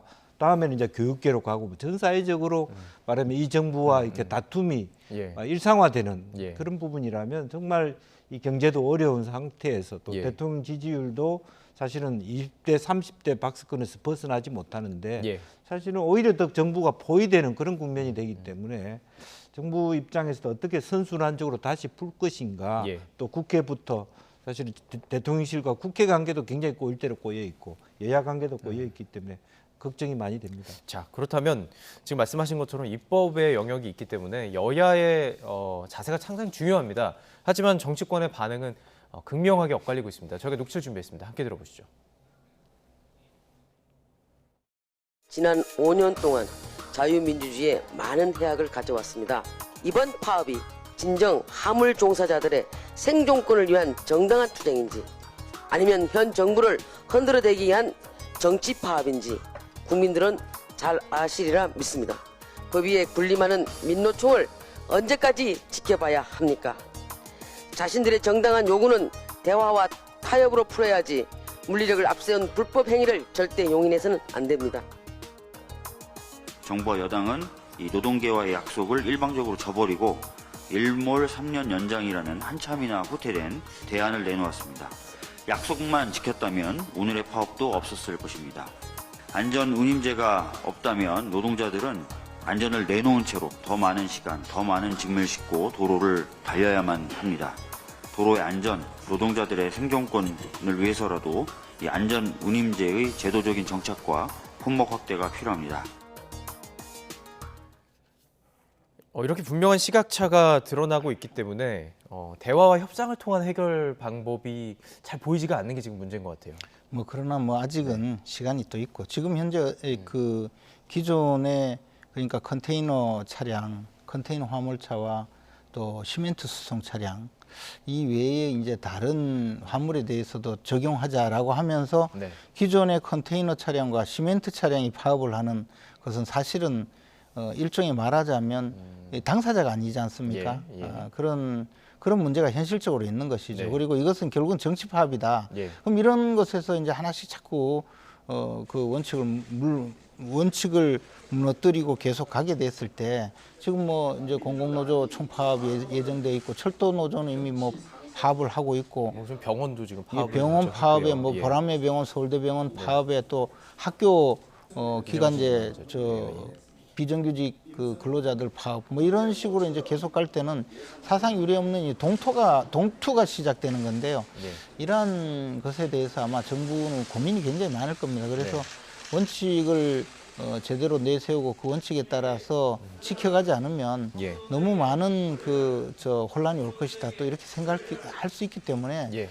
저는 차제에 정확한 원칙을 세우고 예. 그것에 따라서 적용하는 그리고 이제 하나씩 시행해 나가는 그런 조치가 오히려 필요하지 않을까 생각합니다. 알겠습니다. 뭐 방법이 있을까요? 지금 이 문제를 해결할 방법. 예. 글쎄요, 사실은 이 정부 들어서 가장 그래도 적절한 장관 후보자 또 장관으로 사실 노동부 장관을 얘기했거든요. 한국노총에서 일했고 저도 잘 아는 인물인데 조금 더 그분들이 어쨌든 노동자들 관계라고 하는 걸 해박하고 또 대화 중심으로 펴왔기 때문에 그런 기대를 가지는데 네. 지금 이미자 간사께서도 보면 오히려 이것을 민노총이라고 하는 것에 너무 많이 방점을 두고 있는 것 같습니다. 정치투쟁하고 원칙이 없다. 이제 이렇게 밀리면 안 된다. 이런 관점을 갖기 시작하면 대화가 더 꼬이게 돼 있기 때문에 네. 오히려 더 무슨 자윤이 민노총이니 이런 이념 색깔을 좀 많이 빼고 실용적으로 그야말로 어떤 민생이라는 차원에서 예. 화물연대의 구성원들이 얼마나 어려운지 예. 최저임금 생활비 어떤 것인지를 예. 하나하나 더듬어 가면서 합의점을 만들어 가는데 최선을 다해야 된다. 예. 뭐 정부의 입장도 분명히 있겠습니다만은 가이드라인을 제시하고 원칙을 지키겠다는 입장. 예. 어떤 때는 강경책도 필요하겠습니다만은 다른 한편으로는 그래도 대화할 수 있는 네트워크를 예. 말하자면 그 장관이라든지 노동부 통해서 계속적으로 서로 간에 협의해 가는 과정이 필요하다. 그렇게 생각이 듭니다. 일단 뭐 대화의 물꼬가 트이고 대화하는 과정 속에서 합의점이 좀 찾아질 수 있기를 바라겠습니다. 자, 오늘 이 주제 저희가 지금 나눠봤던 이 화물연대 파업 얘기가 분명히 이 자리에서 좀 얘기가 나올 수도 있을 것 같습니다. 여당 지도부가 오늘 윤석열 대통령과 만찬을 가져요. 만찬도 뭐 전 정부에서 가보신 적도 있으시고 그런데 어제 저희가 이제 김종혁 비대위원이 이 자리에 나오셔서 저희랑 잠깐 얘기를 했었습니다. 관련 주제를 어떤 얘기를 좀 나눌 것 같냐 이랬더니 뭐 여러 가지 대화 주제는 나올 수가 있을 테지만 일단 상견례 자리다. 그냥 지도부와 한번 만나는 자리다. 이렇게 그냥 의미를 두더라고요. 어떤 주제가 좀 오고 갈 수 있을 거라고 보세요? 근데 아무래도 이제 당 지도부니까 당내 현안 문제 그러면 이제 지금 당장 국정조사 문제도 있고 또 예산 문제도 있고 또 당내의 여러 가지 현안들이 조금 있지 않습니까? 그런 전당대회 문제 이런 문제들이 우선에는 이야기가 될 가능성이 많고요. 네. 이런 저희 화물연대 파업 문제 이런 것은 아무래도 좀 정책적인 문제니까 그것은 정부 측의 그 당사자가 왔다면 이야기를 좀 하겠지만 정무수석도 자리에 있고 그렇습니다. 그러나 이제 저선 아마 조금 다르게 경제수석 소관이라고 보죠. 예. 그러나 어쨌든 지금 현재는 정기국회가 이제 한창 진행 중이고 그 과정에서 벌어진 여러 가지 문제가 있으니까 네. 아무래도 뭐 그런 쪽으로 좀 이야기가 진행이 되지 않을까 생각합니다. 예. 그리고 보통 경우에는요, 이제 편한 자리이기 때문에 이게 더 막 좀 편한 그런 자리인가요? 그렇죠. 예. 뭐 식사도 하고 조금 뭐 사적인 대화도 하고 뭐 그러다 보면 이제 그 조금 더 가까워지고 예. 그래서 이제 조금 편하게 이야기도 할 수 있고 그런 복합적인 분위기가 조성되리라고 생각합니다. 지금 끝났는지는 모르겠습니다. 지금 비공개로 진행이 되기 때문에 이게 지금 관저에서 진행이 돼요. 한남로 관저에서. 네. 그러다 보니까 아무래도 김건희 여사의 역할에 대해서 좀 궁금하기도 해요. 좀 핵심적인 역할을 하지 않을까 이런 생각도 들고요. 뭐 역할이라기보다는 예. 이제 가족적인 분위기 그리고 또 새로운 이제 청와대와 다른 어떤 새로운 관제를 꾸몄기 때문에 네. 같이 관제를 둘러보면서 서로 덕담을 나누고 국정감사 하시느라 수고 많았습니다. 대통령 외교하시면서 수고 많았습니다. 당이 잘 뭐 보탬이 못 돼서 미안합니다. 뭐 혹은 서로 덕담 나누는 그런 뭐 자리가 아닐까, 원팀이 되고자 하는. 그래서 이 자리 같은 경우에는 오히려 이제 첫 뭐 어찌 보면 오픈 하우스죠. 뭐 관제를 여당 지도부에게 새롭게 손님 예. 맞이하는 예. 그런 부분이기 때문에 덕담을 나누고 서로 이렇게 하는 것이지 저기서 뭐 심각하게 전략회의 하듯이 뭐 어떤 각 개별 부처상의 어떤 예. 골치 아픈 얘기는 의외로 많지 않을 것 같다. 관저에서 이렇게 만찬할 때는 좀 그냥 사적인 편안하게 얘기를 많이 하는, 넥타이 풀고 아마 대통령 스타일이 그럴 겁니다. 뭐 예. 소주든 뭐든 한잔 합시다 이렇게 해서 오늘은 뭐 다른 골치 아픈 이야기 하지 맙시다 이렇게 얘기할 수도 있고요. 예. 어차피 지금 여러 가지 정부가 많이 뭐 여론전에 있어서 밀리기도 하고 대통령도 고생하시고 이제 그런 부분에 있어서 서로 간에 서로 의기투합하는 그런 분위기여서 너무 시리어스한 하여튼 심각한 의제는 나오지 않지 않겠느냐. 다만 오히려 역으로 그동안의 스타일로 보면은 뭐 사실 빈살만 이야기도 하고 뭐 외국 가서 그렇죠. 얘기도 또 관저에서 또 하겠습니다만은 만났으니까. 예, 예. 어쨌든 대통령께서 뭐 거의 화두를 잡아가면서 뭐 웃으면서 예. 또 뭐 당부하면서 내년 예산 잘 만들어 가자 이런 말씀하실 것 같아요. 축구도 또 좋아하시는 축구 얘기도 좀 할 수 있을 그럴 것 수도 같고요. 있겠죠. 예. 자, 그럼 좀 어떻게 볼까요? 좀 쓴소리가 나올 수 있지 않을까 이런 기대도 해보기도 하고, 혹은 이제 지금 주제가 또 하나가 뭐냐면 야당 인사들을 좀 만나야 되지 않느냐 뭐 이런 얘기 나오고 있는데, 이런 것에 대해서 좀 이 자리에서 좀 조언을 한다거나 그럴 가능성에 대해서는 어떻게 보세요? 그는 이제 어떤 분위기에 모습이? 따라서 좀 다르겠죠. 예컨대 뭐 대통령 입장에서 이제 그런 이야기를 조금 꺼내면서 뭐 솔직히 좀 그 이야기하기 거북하겠지만 뭐 의견이 어떠냐. 한번 얘기해봐라. 야당에서 자꾸 만나자고 하는데 진짜 만날 필요가 있는 거야? 뭐 있는 거라고 생각합니까? 이렇게 물어보고 그러면 저 편하게 이야기를 할 텐데 예. 그냥 뭐 지금 저 편한 분위기에서 여러 가지 이야기하는데 갑자기 잠깐만요. 이거 내 좀 듣기 싫으실지 모르겠는데 예. 그 이재명 대표 좀 만나주세요. 뭐 네. 이렇게까지는 잘 안 하죠. 통상적으로. 그렇군요. 네. 예, 알겠습니다. 이제 비공식 자리이기 때문에 뭐 대통령실에서 발표하는 내용들이 좀 있을 겁니다. 관련돼서 뭐 비커 사진을 좀 공개할 수도 있고요. 뭐 이런 것들 좀 기대해 보도록 하겠습니다. 자, 지금 이 자리에서 이런 내용이 좀 얘기가 나왔을지도 모르겠습니다. 윤석열 대통령의 국정 지지율 조금 전에 말씀을 해주셨는데 금요일마다 이제 정리가 되기 때문에 한국갤럽에서 발표가 되기 때문에 저희들이 좀 준비를 해봤습니다. 그러니까 지금 긍정 국정 지지율은 지난주보다는 1% 올랐습니다. 그리고 부정도 1% 올랐습니다. 예. 잘하고 있다가 30%, 잘못하고 있다 62%. 최근 5주 동안을 이렇게 봤을 때는 그냥 답보 상태예요. 사실 오차범위라는 게 있기 때문에 큰 변화 없이 그냥 그대로 가고 있다라고 봐야 되는데 왜 그렇다고 보십니까? 지금 그냥 이렇게 그동안 여러 이벤트가 있긴 있었어요. 예. 글쎄요, 이제 그동안에 기본적으로는 이제 우리나라만의 상황은 아닌 것 같습니다. 어차피 외국의 경우에도 최근에 보면 어떤 자기 지지자의 어떤 자기 중심적인 그 사고들이 굳어져서 네. 옛날처럼 대통령이 초반기에 70%, 60%의 지지를 얻고 출발하는 경우가 앞으로도 보기 힘들 수도 있다. 예.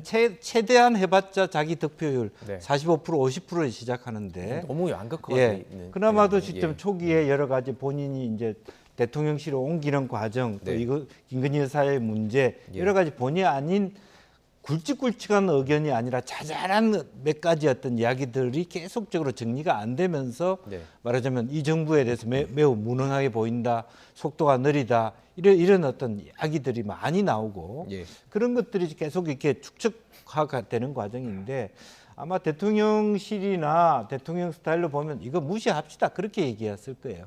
그랬을까요? 예. 예. 뭐 이거 뭐 신경 쓰지 마십시오. 저쪽 보니까 뭐 형편 없습니다. 이렇게 덕담하고 지나갈 문제지 예. 어떻게 해서 이게 40% 되겠냐. 예. 그렇게 대통령도 묻지 않고 예.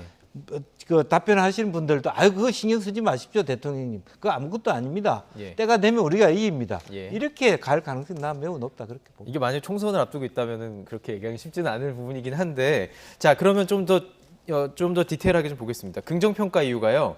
외교가 20%로 가장 많이 언급됐어요. 아무래도 뭐 빈살만 그런 기사들을 봤던 것 같고요. 근데 부정평가를 보면요. 눈에 띄는 게 언론 탄압, MBC 대응이 6%예요. 이게 좀 더 오른 것으로 나타나거든요. 이 민심은 어떻게 좀 파악을 해야 될까요? 근데 뭐 그게 6%, 3%가 6% 된다고 해서 그게 특별한 이야기가 아니고 그게 이제 뭐 그 부정적으로 생각하는 분들이 우선에 많이 저 귀에 익은 주제이기 때문에 그냥 네. 뭐 언론 대응이 좀 잘못된 것 같다라고 네네. 이야기하는 정도이기 때문에 네. 그것이 특별히 뭐 달라졌다고 보지는 않습니다. 그런데 예. 기본적으로 지금 경제가 굉장히 좋지 않은 데다가 이것이 이제 전반적으로 앞으로 더 나쁠 거라는 예상이 있지 않습니까? 네네. 그리고 특히 이제 경제 주축 경제 활동 인구인 30대, 40대, 50대의 경우에는 뭐 지금 금리가 2배, 3배가 되고 있어요. 그리고 특히 젊은 세대에는 소위 영끌족이라고 해서 예. 막 집값이 막 과거 정권 때 집값이 오르니까 또 뭐 이를 악물고 이제 그때는 또 금리가 워낙 낮아서 네. 있는 거 없는 거 다 털어가지고 집을 샀는데 지금 갑자기 이자가 2배, 3배 된단 말이에요. 대출받아 그러니까 샀는데. 예. 한 달에 뭐 수백만 원씩 앉아서 이제 그 대출금 이자를 예. 갚고 있는 원금은 뭐 생각도 못 하고 그런 상황이 되니까 이게 아무리 뭐 대통령이 어떻게 이자를 뭐 내라고 하는 것도 아니지만 네네. 기본적으로 이런 것이 대통령의 지지율이 높아질 수 없는 현실적인 한계가 있고 예. 그것이 지금 앞으로도 암울한 상황이 1, 2년, 2, 3년 더 갈 거다 하니까 예. 그런 사실 그 경향이 굉장히 크다고 봅니다. 그래서 예. 대통령을 지지했던 사람들도 뭔가 잘못되었다. 이것 좀 해결해 달라 하면서 지지를 철회하는 예. 그런 상황이 되어서 저는 지금 30%가 거의 마지노선이고 네. 그 나머지는 이제 이런 외적인 요인도 좀 있다고 보죠. 물론 이제 뭐 국정 관리에 조금 예. 부정적인 요인이 또 네. 부각된 것도 있죠. 예. 그 과정 속에 지금 5주 동안 있었던 일들을 좀 이렇게 보면요. 그 순방 과정에서 MBC 기자들 탑승 불허했던 내용도 있고, 그리고 이제 순방 중에서 캄보디아 아이를 하는 그런 과정들의 또 논란도 있었고, 도어 스태핑 중단 논란도 있었고, 기자들과 공방도 있었고, 이런 걸 보면서 좀 민심이 좀 지쳐하는 것 아니냐 이런 분석들이 좀 있더라고요. 그냥 어떻게 계속 가는 보면은 게. 예. 그 투박한 것이고 어떻게 보면은 지지율이 올라가기를 스스로 포기했다고 할 정도로 디테일이 없어요. 과연 예를 들면 조금 더 정무적 판단을 했다면 MBC가 얄밉고 뭐 이렇게 정말 억측을 해서 정말 뭐 가짜 뭐 혹은 페이크 뉴스를 했다 하더라도 네. 일단 이런 노이즈를 스스로 발생시키지 않는 노이즈 것들이 자체를 필요했다. 예. 그러니까 국민들이 봤을 때 언론 탄압이라고 보는 관점보다는 예. 대통령 지지율이 낮은데 계속 이런 부스럼을 만든다. 기사들이 피곤한 거군요. 예. 듣는 그러니까 것 자체가. 예. 대통령 스스로가 이걸 MBC라는 것을 이렇게 그렇게 내므로써 그것은 한편으로 뭐 언론이 제대로 해라라고 얘기했지만 예. 그 일하는 방식, 그 기자들 간사단 회의 통해서 해결해 볼 수도 있고 다양한 네. 좀 부드러운 부분이 있었는데 네네. 극단적 대결을 함으로써 그것을 자기 점수화하지 못하고 있다. 예. 뭐 물론 보수 쪽에서는 박수 치겠죠. 그런데 그 박수 치는 것보다 국민 일반이 봤을 때 야 이거 지금 그럴 때가 아니다 대통령이 이런 예, 생각을 예. 들게 했다는 것이고요. 또 누가 보더라도 김건희 여사가 뭐 앙코르와트 가지 않고 뭐 그런 일을 하는 것이 잘못된 거 아닙니다. 아님에도 불구하고 여론조사 전문가들에 의하면 어쨌든 당분간은 여사가 많이 노출되는 것을 국민들이 결코 지금은 좋게 보지 않는 상태에 있기 때문에 예. 아무리 좋은 의도라도 노출을 줄였어야 되는데 오히려 노출이 부각되고 있는 것. 그것이 과연 제대로 된 어떤 말하자면 그 여론조사의 관리를 하고 있느냐, 예. 할 의지가 있느냐를 물어보게 되는 것이죠. 예. 그러니까 뭔가 우리도 이렇잖아요. 뭐 친구들 싸우는 거 보는 거 보기 싫고 부모님들 싸우면 힘들고 그런 것처럼 뭔가 충돌하는 뉴스 자체가 피곤할 수도 있는데 자 문제는 뭐 이제 예산 정부죠. 근데 늘 싸움꾼 야당이 있으니까 사실은 뭐 예. 사소한 것도 죽기 살기로 물어뜯으니 그게 뭐 싸움을 하려고 해서 하는 건 아니거든요. 예. 그리고 뭐 최근에 보니까 방금 뭐 우리 김영주 의원님은 영부인이 저 공개 활동을 좀 하지 마라. 당분간 좀 하지 않는 것이 좋겠다 하지만 최근에요. 그 비공개로 외국에서 방한한 영부인을 만났다고 해서 예. 그걸 가지고 왜 또 비공개하냐고 또 엄청 공격을 하더라고요. 그러니까 이런 야당은 저 역사적으로 과연 있었는지 모르겠어요. 알겠습니다. 그럼 야당 얘기를 좀 넘어가 보도록 하겠습니다. 지금 야당에서는 이재명 대표와 관련된 검찰 수사가 상당히 지금 이슈입니다. 저희가 관련해서 또 녹취를 준비했는데요. 이재명 대표가 검찰을 향해서 작심 비판을 쏟아냈죠. 본격적으로 야당 얘기를 좀 해보도록 하겠습니다. 그 녹취 들어보시죠. 이 연기도 적절히 해야지. 이 연기 능력도 엉망인데다가 이런 식으로 계속 계좌를 털다 보면 계좌 다 달아 없어질 것 같습니다.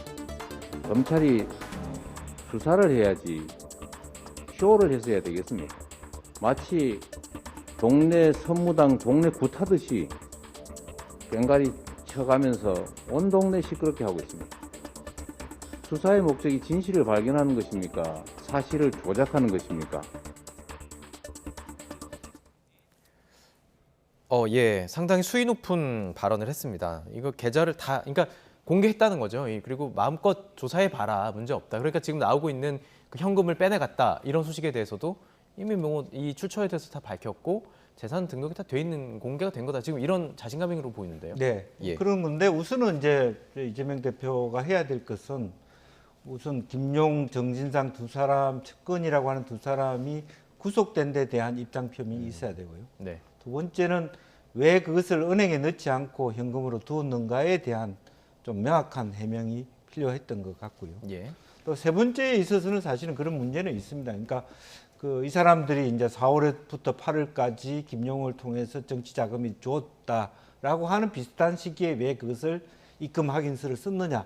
그런 것이 이제 있음으로 인해서 좀 섣부른 것이 있기 때문에 네네. 또 실제적으로 그런 부분에 대해서 지나치게 이재명 대표가 말하자면 뭐 달아 없어질 것 같다 정도의 어떤 계좌 추적의 부분이 있기 때문에 예. 그런 부분은 여전히 정진상, 김용까지의 자금이 간 부분을 가지고 예. 이재명까지를 표적해 가는 과정에서 너무 빨리 이런 부분이 노출되고 있다. 예. 따라서 그것을 이제 쇼라고 얘기하고 있습니다만 그것은 검찰이 나중에 하는 것이다. 예, 예. 나중에 이제 뭐 그게 사실관계대로 검찰이 얼마나 노력하느냐에 따라서 재판부에 봐서 결과가 나오겠습니다만은 지금 하는 부분은 조금 거칠다. 네. 검찰이 하는 방식은 예, 그렇게 예. 보여요.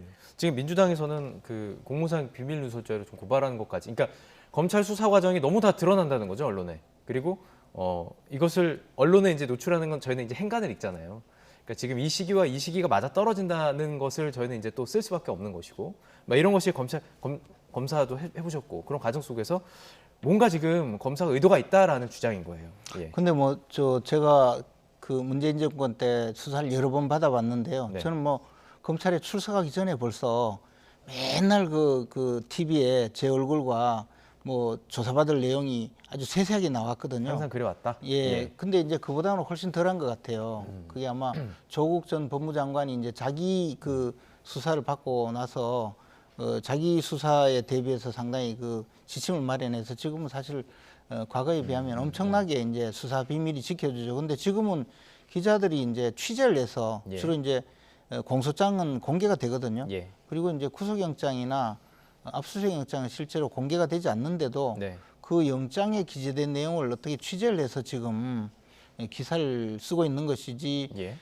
검찰 내에서 수사한 내용까지 공개되는 건 거의 없거든요. 예. 지금 이야기도 전부 다 이제 압수수색 영장이나 구속 영장에 기재된 내용을 찾아내서 예. 이제 보도를 하는 것이고 예. 지금 그 이재명 대표에 대한 계좌 추적은 사실 이재명 대표는 뭐 자기 계좌가 공개되었다 하지만 그게 어떻게 공개돼 있습니까? 그것은 그 재산 등록할 때는 금액만 예금이 얼마다 이런 네, 거지. 네, 네. 그 예금 계좌에 들어온 돈이 어디서부터 왔는지, 어디로 나갔는지, 예. 상대방 계좌는 누군지, 그리고 그 계좌에서 또 어디로 갔는지, 예. 2차, 3차 자금 흐름을 추적하려면 전부 다 계좌 추적 영장을 계속 받아야 되거든요. 그러면 이제 이 계좌 추적을 하다 보면 영장을 뭐 한 100여 건 받게 된단 말입니다. 예, 예. 우리는 과거에 무슨 이재명 대표가 누구는 압수수색을 100번 넘게 하고 누구는 네, 네. 안 하고 이럴 때 그 100번 했다는 게 사실 집에 가서 수색을 100번 했다는 게 아니고 예. 계좌 추적의 영장 하나하나 찾아가면서 100여 번을 찾아갔다는 거거든요. 예, 그것도 예. 전산 자료에서 예. 그런 것을 과장해 가면서 저렇게 이야기하면서 아니 예금 계좌가 딸키면 뭐 딸습니까? 그 컴퓨터에 들어가서 자료를 예, 보는 건데 예. 저렇게 그 거짓말이죠. 저것도 사실 국민들한테. 그래서 이제 이런 식으로 마치 저 엄살 떨면서 예. 자기가 수사를 많이 받는 듯이 그렇게 이야기해서는 안 되고요. 예. 지금 결국은 현금이 3억 있었고 그것을 옮기는 과정에 다시 자기 계좌에 넣었다. 그러면 그 예금 계좌에 들어간 돈과 예. 현장에 나중에 사용액이 맞는지 또는 김용 부원장이 그 당시에 유동규로부터 받았다는 돈이 그 중에 흘러 들어갔는지 여부를 예. 예. 전후 사정을 좀 보겠다고 해서 계좌 추적을 하고 있는 것이고 네. 검찰에서 영장 청구를 하면 법원에서 이게 소명이 됐는지 보고 예. 그 발부를 하거든요. 그러니까 그러면 법원도 잘못했다는 이야기가 되는데 너무 좀 황당한 이야기죠 지금. 알겠습니다. 이게 자 그렇다면 민주당 내 분위기도 상당히 궁금하거든요. 민주당 내에서도 대표잖아요. 지금 당 대표가 수사를 받는 상황인데 어떻습니까? 분위기가 좀 어떻다고 보세요? 글쎄 어쨌든 겉으로는 지금 현재 이와 같은 섣부른 이재명 대표를 표적으로 삼는 이제 공식화하고 있는 것 같거든요. 예. 김만배, 유동규, 남욱 이 변호사들은 이분들을 아예 밖에서 재판을 받게 하고 실제로 김용, 정진상 두 사람은 이제 각각 감옥 안에 별도로 구속 중에 있으면서 예. 이제 하나하나씩 이렇게 재판 과정 통해서 드러나는 것을 통해서 이재명 대표를 옥죄해가는 과정이다. 네. 그런 건데 어차피 사실관계를 밝혀서 잘못된 것은 잘못된 대로 밝히는 것 자체를 민주당이 반대할 이유도 없고 그것을 엄호할 이유도 없다라고 예. 보여지고 이제 그런 면에서 조금 더 검찰도 합리적 객관적으로 50인에 대한 어떤 의혹 클럽인지 하는 예, 그런 부분도 다 같이 수사해 달라라고 하는 부분이 있고 예. 또 그렇지만 다른 한편으로 보면은 실제로 김용과 정진상에 대한 당의 옹호 보호 조치에 비해서 예. 농래원에 대한 어떤 좀 당에서의 어떤 마치 꼬리 자르기 비슷한 그런 어떤 푸대접 예. 이런 부분에 대해서 일부 의원들이 예. 조금 고통스럽게 하고 예. 또 이것이 이재명 대표가 대표된 이후에 잘못된 것을 갖고 당이 옹호하는 것이 아니라 예. 과거에 성남시장 시절 한 것을 당 전체가 막아서 이게 당이 전체적으로 파멸로 가는 것은 아닌가 이런 예. 문제의식을 갖고 있는 의원들도 점차 생기고 있습니다. 예. 따라서 조금 더 이재명 대표도 명확히 더 시인할 건 시인하고 밝힐 건 밝히고 예. 또 그러면서 당도 조금 거기에 대해서 너무 지나치게 불균형적인 또 혹은 지나치게 정치 공세라고만 얘기하는 부분에 대한 조율이 예. 있어야 되지 않나 그렇게 보입니다. 알겠습니다. 시청자 여러분들께서도 이 기사를 좀 따라갈 때 지금 나오는 게 그 증언이죠. 지금 관련된 재판에 관련되신 분들의 어떤 증언들이 뉴스를 통해 나오고 있고 또 이제 공소장이나 말씀하신 그 영장을 통해서 나오는 것들이 이제 조금씩 나와 있고 그리고 기소와 재판은 또 다릅니다. 이 과정들 또 재판에서 또 밝혀진 것들이 있기 때문에 이걸 좀 구분해서 좀 따라가시면 좀 이것도 파악하기 쉬울 것 같은데요. 자, 지금 이런 상황에서 국정조사라는 지금 또 현안이 하나가 걸려 있습니다. 이제 이태용 국정조사 얘기를 좀 해보고 싶은데요. 자, 이 내용도 저희들이 좀 발언을 좀 준비해봤습니다. 듣고 다음 주로 넘어가 보죠. 함께 들어보시죠. 민주당이 말로는 협치 상생 이야기하면서 뒤로는 뺨을 치는 일을 하고 있습니다. 새 정부의 국정과제 수행에 필수적인 예산을 모두 삭감하고 날처리하고 있습니다. 새 정부가 일을 못하게 하려는 정부 완박 횡포입니다. 또 무엇보다도 숫자의 힘으로 여야 합의 처리라는 정신을 짓밟은 반의회적인 행태입니다. 말만 철저한 규명을 외칠 게 아니라 이상민 장관부터 파면하는 것이 순서입니다. 윤석열 대통령은 참사 발생 한 달이 되기 전까지, 즉 다음 주 월요일까지 이상민 행정안전부 장관의 파면에 관한 분명한 조치를 내놓을 것을 강력히 촉구합니다. 늦어도 한참 늦었습니다. 윤석열 대통령이 이때까지 끝내 국민의 뜻을 거역한다면 국회가 직접 나서서 참사의 책임을 엄중히 묻겠습니다. 자, 이게 그러니까 합의는 했습니다. 이태원 국정감사를 지금 이미 기간은 진행이 되고 있어요. 근데 지금 여야가 충돌하는 것을 보면 이거 과연 제대로 이루어질 수 있을까? 그냥 이게 단순히 주도권 다툼입니까? 어떻게 보세요? 그런데 이제 시한이 45일로 정해졌잖아요. 그리고 그 중간에 이제 예산이 있거든요.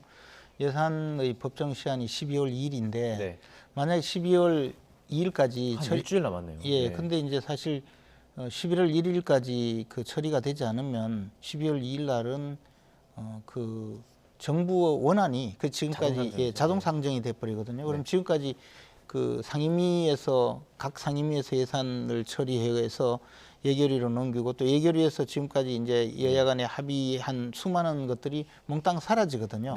그러면 이제 그때부터 예결위가 없어집니다. 예결위의 기능이 마비되고 본회의에서 저 정부안이 그대로 처리가 될지 아니면 여야 합의해서 수정안을 발의해서 처리를 할지 아니면 이제 야당 단독으로 뭐 수정안을 만들어 처리할지 이런 과정인데 야당 단독으로 수정안을 만들어도 정부 측에서 증액하는 것을 동의하지 않으면 그것도 또 처리가 안 돼요. 그럼 결국 밀려서 그 준예산을 편성해서 가야 되는 12월 말이 지나면 이런 상황이 되잖아요. 그러면 그만큼 또 국정조사할 기간은 줄어들지 않습니까? 그러니까 제가 보기에는 뭐 저렇게 많이 싸우더라도 야당 입장에서도 예산은 이제 뭐 어느 정도 좀 자신들의 요구사항도 반영을 조금 시키고 또 야당이 또 증액을 요구할 것은 조금 포기하고 그렇게 해서 12월 2일까지는 처리를 하지 않을까 예산은 그렇게 된다면 그 이후에 이제 국정조사가 본격적으로 진행이 될 것으로 보이고요. 뭐 야당은 이제 그것을 또 많이 준비를 하겠죠. 근데 그렇게 될 수도 있고 아니면 사실 이 국정조사에서 뭘 밝힐 건지 저는 모르겠어요. 솔직히 이야기해서 밝혀낼 게 별로 없단 말이죠. 왜냐하면 과거의 다른 사건들은 그 내용이 여러 가지 뭐 알아낼 게 많지만 이건 사실 너무 분명해요. 분명한데 다만 그 과정에서 공직자들이 어느 정도 성실하게 복무를 했느냐 뭐 그것을 찾아내는 건데 그것을 이제 그 사람들 전부 증언대에 내세워서 이제 신문하듯이 질문을 통해서 국민들 앞에 밝혀내는 이런 문제인데 저는 그렇게 해서 새로운 진실을 밝혀낼 수 있을까? 좀 별로 없다고 보거든요. 그러면 야당이 국정조사라는 이 운만 띄워놓고 오히려 이 여당과 정부에서 비협조로 국정조사를 통해서 아무것도 할 수 없었다 이렇게 책임을 전가하기 위한 한 수단으로 활용하고 또 특검 가자 이렇게 주장하고 그렇게 하려고 한다면 예산도 그냥 더 끌고 또 갈 수 있으리라고 봅니다. 그래서 이것은 야당이 지금 주도권을 잡고 가는 상황이기 때문에 야당의 원내 전략이 어떻게 갈지에 따라서 조금 다르리라고 봅니다. 아, 그래요? 지금 예산안도 문제지만 민주당이 이상민 장관의 거취 문제를 들고 나왔어요. 이게 지금 국민의힘에서는 받아들이기 좀 힘든 문제일 수도 있기 때문에 그렇다면 지금 말씀하신 것처럼 그냥 시간이 그냥 계속 가는 건 아니냐 이런 우려도 있거든요. 글쎄요, 이제 그런 부분이 조금 뭐 그 민주당이 어떤 방식으로 일 처리할까를 예측하기 힘들게 만드는 것도 있어요. 왜냐하면 이제 예산안은 예산안대로 처리하면서 이상민 장관 뭐 탄핵안, 뭐 해임 처리안을 밀어붙일 것인지 밀어붙여도 대통령이 노하면 결과적으로 아무 의미가 없는 그런 결과로 될 가능성이 있기 때문에 실제로 보면 이러한 부분은 다시 한번 이 윤 정부가 이 소위 이태원 사태에 대하여 얼마나 무책임한가를 환기시키는 그런 어떤 정치적 은행이다. 그렇게 볼 수밖에 없을 것 같고 또 실제적으로 이상민 장관에 대한 파면 촉구라고 하는 것은 일면적으로 보면은 국민의힘 내부의 요구일 수도 있어요. 그러니까 대통령이 워낙 이렇게 그에 대한 답변을 안 하시기 때문에 함께 할 수 있는 부분도 분명히 있고 일정 정도 국민의힘의 의원들조차도 이상민 장관의 파면은 상수 아니냐 이렇게 보는 부분도 있기 때문에 예, 그런 것을 논란도 한번 있었고. 좀 예. 봐보겠다라고 하는 부분이고 따라서 저는 뭐 기본적으로는 어쨌든 예산안은 예산안대로 지금은 겉으로는 굉장히 거칠게 다 뭐 민주당이 다 깎는다 하지만 계속적으로 보면 합의안으로 보면 거의 조금씩 어떤 깎아내면서 이렇게 안을 통과시켜가는 과정이 또 있기 때문에 전체를 다 잃어가지는 않을 것이다 그렇게 봅니다. 국정조사의 진상규명도 중요하지만 진상규명 플러스 대책 마련이 상당히 전 중요하다고 보는데 많이 중요하게 보고 계시고요. 이걸 통해서 다시는 반복되지 않도록 무엇인가를 좀 찾아내는 과정이 필요한데 그러려면 국정조사 잘 이루어져야 되기 때문에 이 과정 좀 관심 가지고 지켜보겠습니다. 마지막으로 짧게 이 주제 하나만 좀 여쭤보고 두 분께 한번 얘기 들어보고 싶어서 이 주제를 넣었는데요. 김우겸 의원이 이제 계속 주장했던 청담동 술자리 의혹에 대해서 어쨌든 제보자가 지금 거짓말을 했다라고 밝힌 상황입니다. 이 상황 지금까지 어떻게 보셨는지 궁금해요. 어떻게 생각하시는지. 근데 제보자가 거짓말했다고 한 게 아니고 예. 동거하는 남녀가 그 동거녀가 집에 늦게 들어온 거예요. 새벽 3시가 돼도 들어오지 않으니까 동거하는 남자가 어디 있냐고 물어보고 남자가 제보자가 된 거고. 동거한 남자가 안 들어오니까 추궁을 하니까 동거녀가 거짓말을 한 거죠. 그걸 녹음해가지고 뭐 이리저리 돌리다가 김우겸 의원까지 왔는데 김우겸 의원은 이게 확인을 안 한 것뿐만 아니고 제가 보기에는 거짓말일 수도 있다는 생각을 하면서도 폭로를 한 거거든요. 그게 사실 법적인 책임이 중요한 부분이기 때문에. 왜냐하면 그 한동훈 장관이 나는 모든 걸 걸 텐데 뭘 걸 거냐 하니까 끽소리 못했잖아요 그때. 그것은 자신이 없다는 거거든요. 그런 과정에 있었고 이 입수하는 과정에 또 자기가 뭐 그 매체와 함께 그 협업을 해서 이것을 입수를 했다 하는 걸 보면 이 과정을 전부 조사하면 김의겸 의원도 이게 엉터리라는 사실을 최소한 그 가능성을 충분히 인지하고도 폭로에 나섰을 가능성이 있고 그랬다면 명예훼손의 그 위법성 조각 사유인 국회의원의 면책특권이 오히려 적용되지 않을 가능성도 있어요. 그래서 이 과정은 아직도 좀 많이 남아있는 과제인데 그렇다고 하더라도 국회의원 면책특권 범위 내에 있을 가능성도 상당히 있기 때문에 김우겸 의원은 막 형사처벌의 대상이다 이렇게 마구 이야기할 수는 없는데 의원으로서 자질은 뭐 전혀 없는 분이죠. 한두 번 이런 일을 벌인 게 아니잖아요. 그리고 저분이 우리 국회에 있는 주호영 의원은 이제 흑석 선생이 아니고 흑색 선생이라고 주장하던데 흑색 선전만 하는 분이에요. 그러니까 좀 자제해야죠. 자제 정도가 아니고 국회에서 뭐 몰아내든지 무슨 수를 내야 안 되겠습니까? 두 분 다 이제 국회의원이셨으니까 국회의원이 국민을 대신해서 국회에서 질문할 수 있는 것이다 이렇게 보시는지 궁금하고요. 그리고 신경민 의원은 이런 얘기를 했더라고요. 전 의원은 대변인의 신뢰를 잃으면 안 된다. 그래서 대변인 정도는 좀 물러나는 게 맞다. 이렇게 좀 얘기도 하고 있어요. 그러니까 대변인이라도 물러나야 되는데 요즘 축구 시즌인데 축구식으로 얘기를 하다면 말하자면 뭐 수비수가 예를 들면 뭐 공을 갖고 있는 사람한테 백태클을 할 수도 있는데 공도 안 갖고 있는 사람한테 백태클을 2번, 3번씩 하고 있는 어처구니 없는 현상들이잖아요. 더군다나 당의 공식적인 대변인이 그렇게 실수를 한다 그러면 우리 당의 신뢰도는 바닥일 것이고 그래서 신경민 의원도 얘기했을 거고 최소한 본인이 대변인을 물러가는 것이 맞고 그렇지 않다라면 사실은 당의 윤리위원회에서 당 차원에서도 문제 삼아야 된다 저는 그렇게 생각합니다. 알겠습니다. 국회의원이라면 충분히 할 수 있었던 어떤 질이다 어떻게 보세요? 저는 그런 질의를 하면 안 되죠.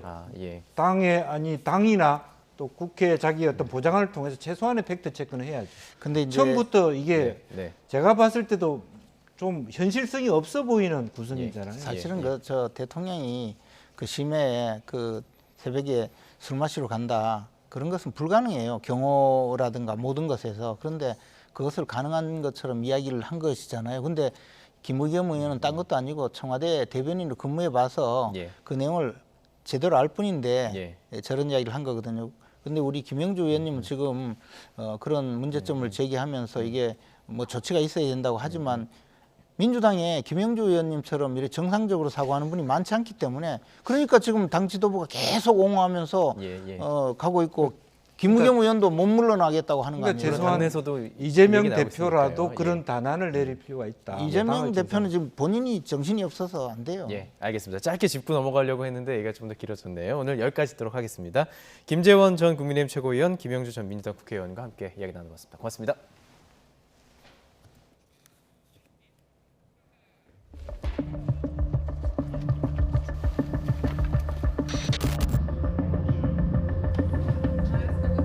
kanskje 30 ulike plastposer, og så det i tillegg en del plastflak som denne hvalen har fått i seg.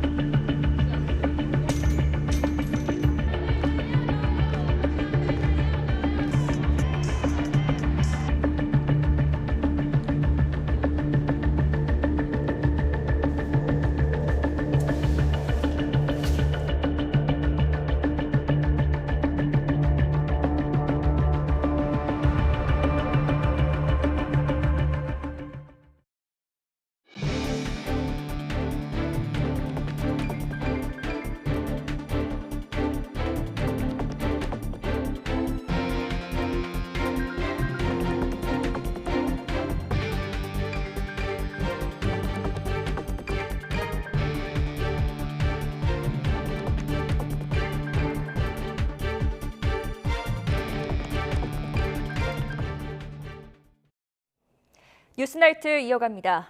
코로나19 신규 환자 증가세가 완만한 곡선을 그리고 있는 반면 중환자와 사망자 증가세가 심상치 않습니다. 백신 접종 독려에 나선 방역당국은 하루 확진자 20만 명 발생을 대비해 병상을 확보하기로 했습니다. 기정훈 기자가 보도합니다. 금요일 0시 기준 코로나19 위중증 환자는 453명. 일주일 전 금요일보다 80여 명 늘며 7일 연속 400명대를 기록했습니다. 비교적 완만하게 증가한 신규 환자 추이와 비교하면 확연한 급증세입니다. 지난주 누적 3만 명을 넘긴 코로나 사망자 수도 연일 50명대입니다. 위중증이나 사망자 모두 고령층에 몰려 있는 게 문제입니다. 지난주 신규 위중증 환자는 409명으로 그 전주보다 16% 증가하였는데 10명 중 9명은 60대 이상 어르신이었습니다. 고령층을 중심으로 중증 환자가 증가하고 있는 만큼 빈틈없는 의료 대응이 필요한 시점입니다. 정부가 보는 이번 겨울철 재유행 정점은 하루 확진 20만 명 수준. 방역당국은 치료 역량이 우수한 병원에 중증 병상을 추가 지정해서 20만 확진에 대응 가능한 병상을 확보하기로 했습니다. 요양시설 등 취약시설 입소자 보호도 강화합니다. 방문 진료와 백신 접종이 가능한 의료 기동 전담반을 내년 1월까지 한 달 더 연장 운영하고 접종 우수 시설에는 인센티브를 주기로 했습니다. 독감과의 동시유행 현실화로 공급 부족이 우려되는 감기약 수급에도 힘을 쏟을 계획입니다. 조제용 아세트아미노펜을 내년 12월까지 기존보다 50% 늘려 공급하고 이를 위해 보험약가도 인상 조정하기로 했습니다. 도매상 또 약국의 매점 매석이라든지 대형 약국의 쏠림 현상 또 끼어 팔기 등의 부당 행위를 방지하기 위해서 11월 17일부터는 내년 3월까지 위반 행위를 집중 단속하고 제재할 예정입니다. 식품의약품안전처도 조제용 아세트아미노펜을 공중보건위기 대응 의료 제품으로 지정하고 제약사에 긴급 생산 수입 명령을 내리기로 했습니다. YTN 기정훈입니다. 식품의약품안전처가 영유아들을 위한 코로나19 백신 수입을 허가했습니다. 허가를 받은 백신은 코로나19 초기 바이러스를 이용해 만든 화이자 제약의 코미나티주로 생후 6개월부터 4세까지 사용할 수 있습니다. 코미나티주 영유아 백신은 유럽연합과 미국 등에서도 조건부 허가와 긴급 사용 승인을 받은 것으로 한 번에 0.2ml씩 3번에 걸쳐 투여받습니다. 현재까지 보고된 백신 이상 사례는 주사 부위의 통증과 피로, 설사, 졸음과 발열이었고 심근염이나 알레르기 등 심각한 부작용은 나타나지 않았습니다. 중국 내 하루 확진자 수가 3만 명을 넘어서 연일 최다를 기록하고 있습니다. 최후의 보루였던 수도 베이징마저 봉쇄 그림자가 짙게 드리워졌습니다. 강정규 특파원이 직접 현지 분위기를 전해왔습니다. 베이징 한인촌의 상징인 소호 빌딩. 인적 끊긴 거리엔 낙엽만 굴러다닙니다. 유일하게 사람들이 몰려있는 곳은 PCR 검사 대기줄 뿐입니다. 기존 72시간 음성 증명 의무화 조치가 48시간으로 단축됐는데 검사소는 되려 줄었기 때문입니다. 지금 제가 서 있는 곳은 소호 바로 맞은편에 있는 또 다른 유명 상가입니다.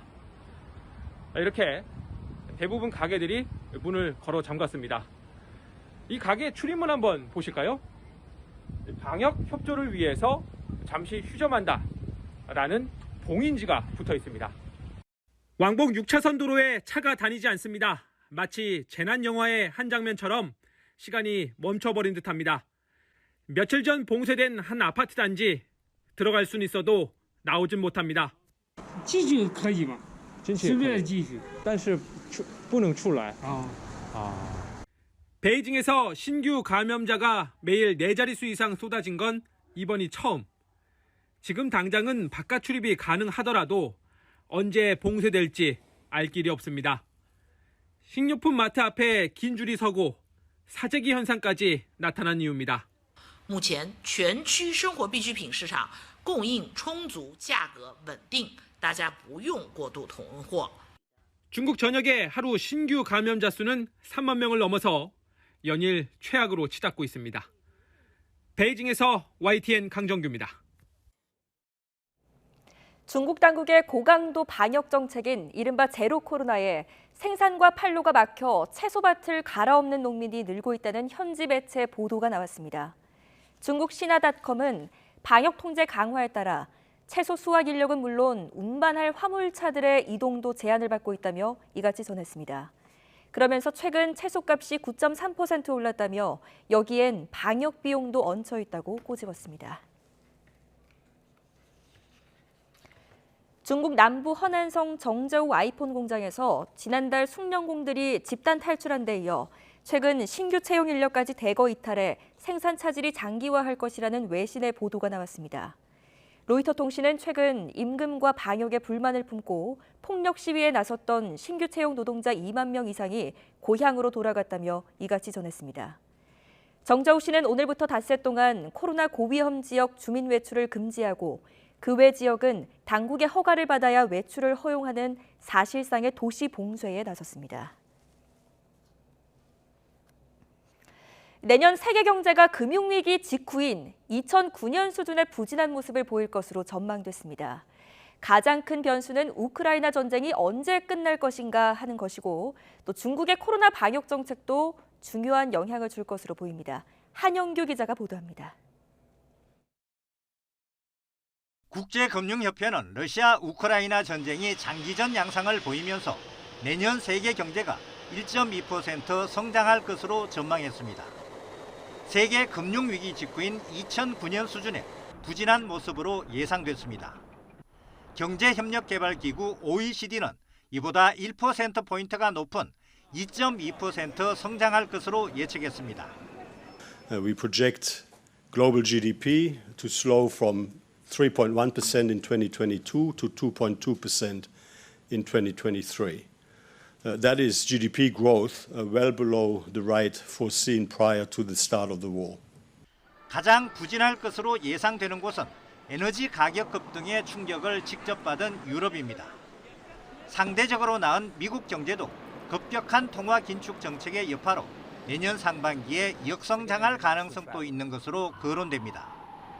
현재로서 세계 경제를 회복시킬 수 있는 가장 중요한 변수는 우크라이나에서 전쟁이 끝나는 것입니다. It has to be said again and again, an end to the war and a just peace for Ukraine would be the most impactful way to improve the global economic outlook right now. 내년 세계 경제의 가장 큰 동인은 중국 경제가 될 것으로 보입니다. 중국이 내년에 엄격한 제로 코로나 정책에서 벗어나 출구 전략을 찾으면 유럽 등 다른 지역의 경기 위축을 만회할 수 있을 것으로 관측됩니다. 하지만 지금과 같은 엄격한 제로 코로나 정책을 내년에도 지속할 경우 중국의 경제 성장률도 1%포인트가량 떨어지고 세계 경제의 어려움도 커질 것으로 전망됩니다. YTN 한영규입니다. 중국이 코로나19 충격에 따른 경기 둔화 속에 올해 들어 두 번째로 지급 준비율을 인하했습니다. 중국 인민은행은 오늘 홈페이지에 올린 공고문을 통해 내달 5일부터 은행 지준율을 0.25%포인트 인하한다고 밝혔습니다. 인민은행은 코로나19로 타격을 입은 분야를 지원하기 위해 지준율을 인하한다면서 이를 통해 시중에 공급되는 장기 유동성이 5천억 위안, 우리 돈으로 93조 원에 달할 것으로 예상했습니다. 인민은행은 유동성을 합리적으로 충분히 유지하면서 신중한 통화 정책의 이행을 강화할 것이라고 밝혔습니다. 에너지난을 겪고 있는 유럽연합 EU가 내년 역내 저장고를 채우는 데 필요한 가스의 15%를 공동구매하기로 했습니다. 다만 러시아산 가스는 공동구매 대상에서 제외된다고 타스 통신 등이 보도했습니다. 카드리 심슨 EU 에너지 정책 담당 집행위원은 현지 시간 24일 벨기에 브뤼셀에서 열린 에너지 이사회 특별회의 이후 기자회견에서 이 같은 사실을 공개했습니다. 공동구매는 EU 회원국 가스 회사들이 저장고를 채우는 데 필요한 가스량 자료를 EU 집행위원회에 제출하면 집행위원회가 각국 수요를 취합해 구매를 담당할 중개상을 찾는 방식으로 이루어집니다. 우크라이나 에너지 시설 등에 대한 러시아의 대규모 공습이 이어지고 있는 가운데 유럽연합 EU가 러시아에 대한 9차 제재안을 준비하고 있다고 밝혔습니다. 러시아는 EU가 자국산 원유에 대한 가격 상한제를 도입할 경우 심각한 결과를 초래할 수 있다고 경고했습니다. 이동원 기자입니다. 최근 위성에서 촬영한 우크라이나의 밤 사진입니다. 도시의 불빛이 선명한 다른 나라와 달리 우크라이나는 암흑천지입니다. 우크라이나 에너지 시설을 겨냥한 러시아의 계속된 공습으로 전력 공급이 이루어지지 못하고 있기 때문입니다.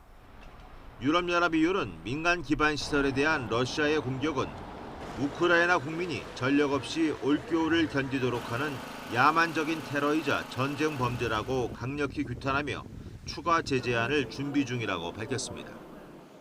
We are working hard to hit Russia where it hurts, to blunt even further its capacity to wage war on Ukraine. And I can announce today that we are working full speed on a ninth sanctions package. 또 8차 제재안에 포함돼 다음 달 5일부터 시행에 들어갈 러시아산 원유에 대한 가격 상한제와 관련해 아직 내부 이견이 있지만 가격 상한제 승인을 확신한다고 밝혔습니다. 러시아는 자국산 원유에 대한 가격 상한제는 세계 에너지 시장에 심각한 결과를 초래할 수 있다고 경고했습니다. Мы исходим пока из установки президента Путина, из его позиции о том, что мы не будем поставлять нефть и газ тем государствам, которые ведут и присоединятся к потолку. 또 우크라이나군의 역량과 직간접적으로 관련이 있는 표적만 공격했을 뿐 민간인이나 관련 시설을 공격한 적이 없다는 주장을 되풀이했습니다. 그러면서도 우크라이나가 자신들의 요구사항에 부응한다면 국민들의 고통을 끝낼 기회가 얼마든지 있다고 밝혀 이번 공격이 자신들에게 유리한 환경을 조성하기 위한 것임을 내비쳤습니다. YTN 이동원입니다. 미국에 이어 영국도 국가안보 우려를 이유로 정부 내 주요 보안시설에서 중국산 폐쇄회로 TV를 사용을 금지했습니다. 미국은 2019년 국방수권법을 통해 정부기관의 중국산 CCTV 조달을 금지했습니다. 김원배 기자입니다. 영국 정부는 중국 국가정보법을 적용받는 기업들이 생산한 CCTV 카메라를 민감한 정보가 유출될 수 있는 건물에 설치하는 것을 금지하는 지침을 각 부처에 하달했습니다. 기존에 도입된 장비의 경우 내부 컴퓨터 네트워크에서 분리하고 추후 이를 완전히 제거하는 것을 검토하라는 권고도 포함됐습니다. 중국 기업들은 2017년 시행된 국가정보법에 따라 공산당 지도부인 정부 요구에 협력해야 합니다. 그 때문에 서방에선 중국 기업이 자국 장비에 정보를 몰래 빼낼 장치를 넣어뒀다가 이를 활성화할 수 있다는 안보 우려를 제기해 왔습니다. 올리버 다우든 영국 국무조정실장은 하원에 제출한 서면에서 정부 시설 내에 화상 감시 장비 설치와 관련해 현재와 미래에 발생할 수 있는 위험 요인을 검토한 뒤 내린 결정이라고 설명했습니다. 이는 영국 하원 외교위원회에서 개인정보 유출과 인권 침해 우려 등을 이유로 중국 정부가 지분을 보유한 하이크비전, 다우아 테크놀로지 등이 제조한 CCTV의 판매와 사용을 금지해야 한다는 요구가 제기된 데 따른 조치입니다. 미국은 2019년 국방수권법을 통해 하이크비전과 다우아 등 감시 카메라 제조업체들의 제품 조달을 금지했습니다. 이후 미국 정부 기관에서 이들 회사의 제품들은 퇴출 수순을 밟았습니다. 민간 부문에서도 지난달 미국 연방통신위원회가 자국 내에서 중국 기업이 생산한 화상 감시 장비에 대한 판매 금지 규정을 수립하고 있다는 언론 보도가 나왔습니다. YTN 김원배입니다. 올겨울에 적용되는 미세먼지 계절관리제 시행 계획이 확정됐습니다. 지난해 같은 기간보다 초미세먼지와 그 생성물질을 최대 10%까지 줄인다는 계획인데 배출가스 5등급 차량은 수도권 외에 부산과 대구에서도 운행이 제한되고 석탄발전소 가동도 중단됩니다. 정인용 기자입니다. 다음 달부터 초미세먼지를 다량 배출하는 배출가스 5등급 차량 운행이 다시 제한됩니다. 내년 3월 말까지 평일 오전 6시부터 밤 9시엔 차량을 운행할 수 없게 되는데 12월부터는 수도권 외에 부산과 대구에서도 5등급 차량 운행 제한이 의무화하고 세종과 울산 등은 시범 단속합니다. 석탄발전소도 최대 14기가 가동 정지하고 에너지 위기 상황에 따라 최대 44기의 출력을 80%로 제한할 계획입니다. 대형 사업장 350여 곳에 대한 미세먼지 관리도 강화됩니다. 미세먼지 감축 목표치를 주고 원격 분광 감시 장비를 새로 도입해 단속하는데 자외선이나 적외선을 쬐어 멀거나 접근이 어려운 배출원의 대기오염 물질 농도까지 상시 측정하기 때문에 단속 실효성이 크게 높아질 전망입니다. 농어촌과 도심에서 미세먼지 발생 원인을 차단하고 공사장은 노후 건설기계 사용과 비산먼지 억제 조치 위반 단속을 강화합니다. 2027년까지 초미세먼지 농도를 2021년 대비 30% 감축하겠다는 국정 과제에 따라 미세먼지 걱정 없는 푸른 하늘을 국민 여러분께 돌려드릴 수 있도록 최선을 다하겠습니다. 정부는 또 수도권 미세먼지 고농도 예보를 12시간 전에서 36시간 전으로 앞당기고 고농도 시엔 건설과 환경미화, 택배업 등 5개 작업자에게 마스크를 지원한다고 밝혔습니다. YTN 정인용입니다.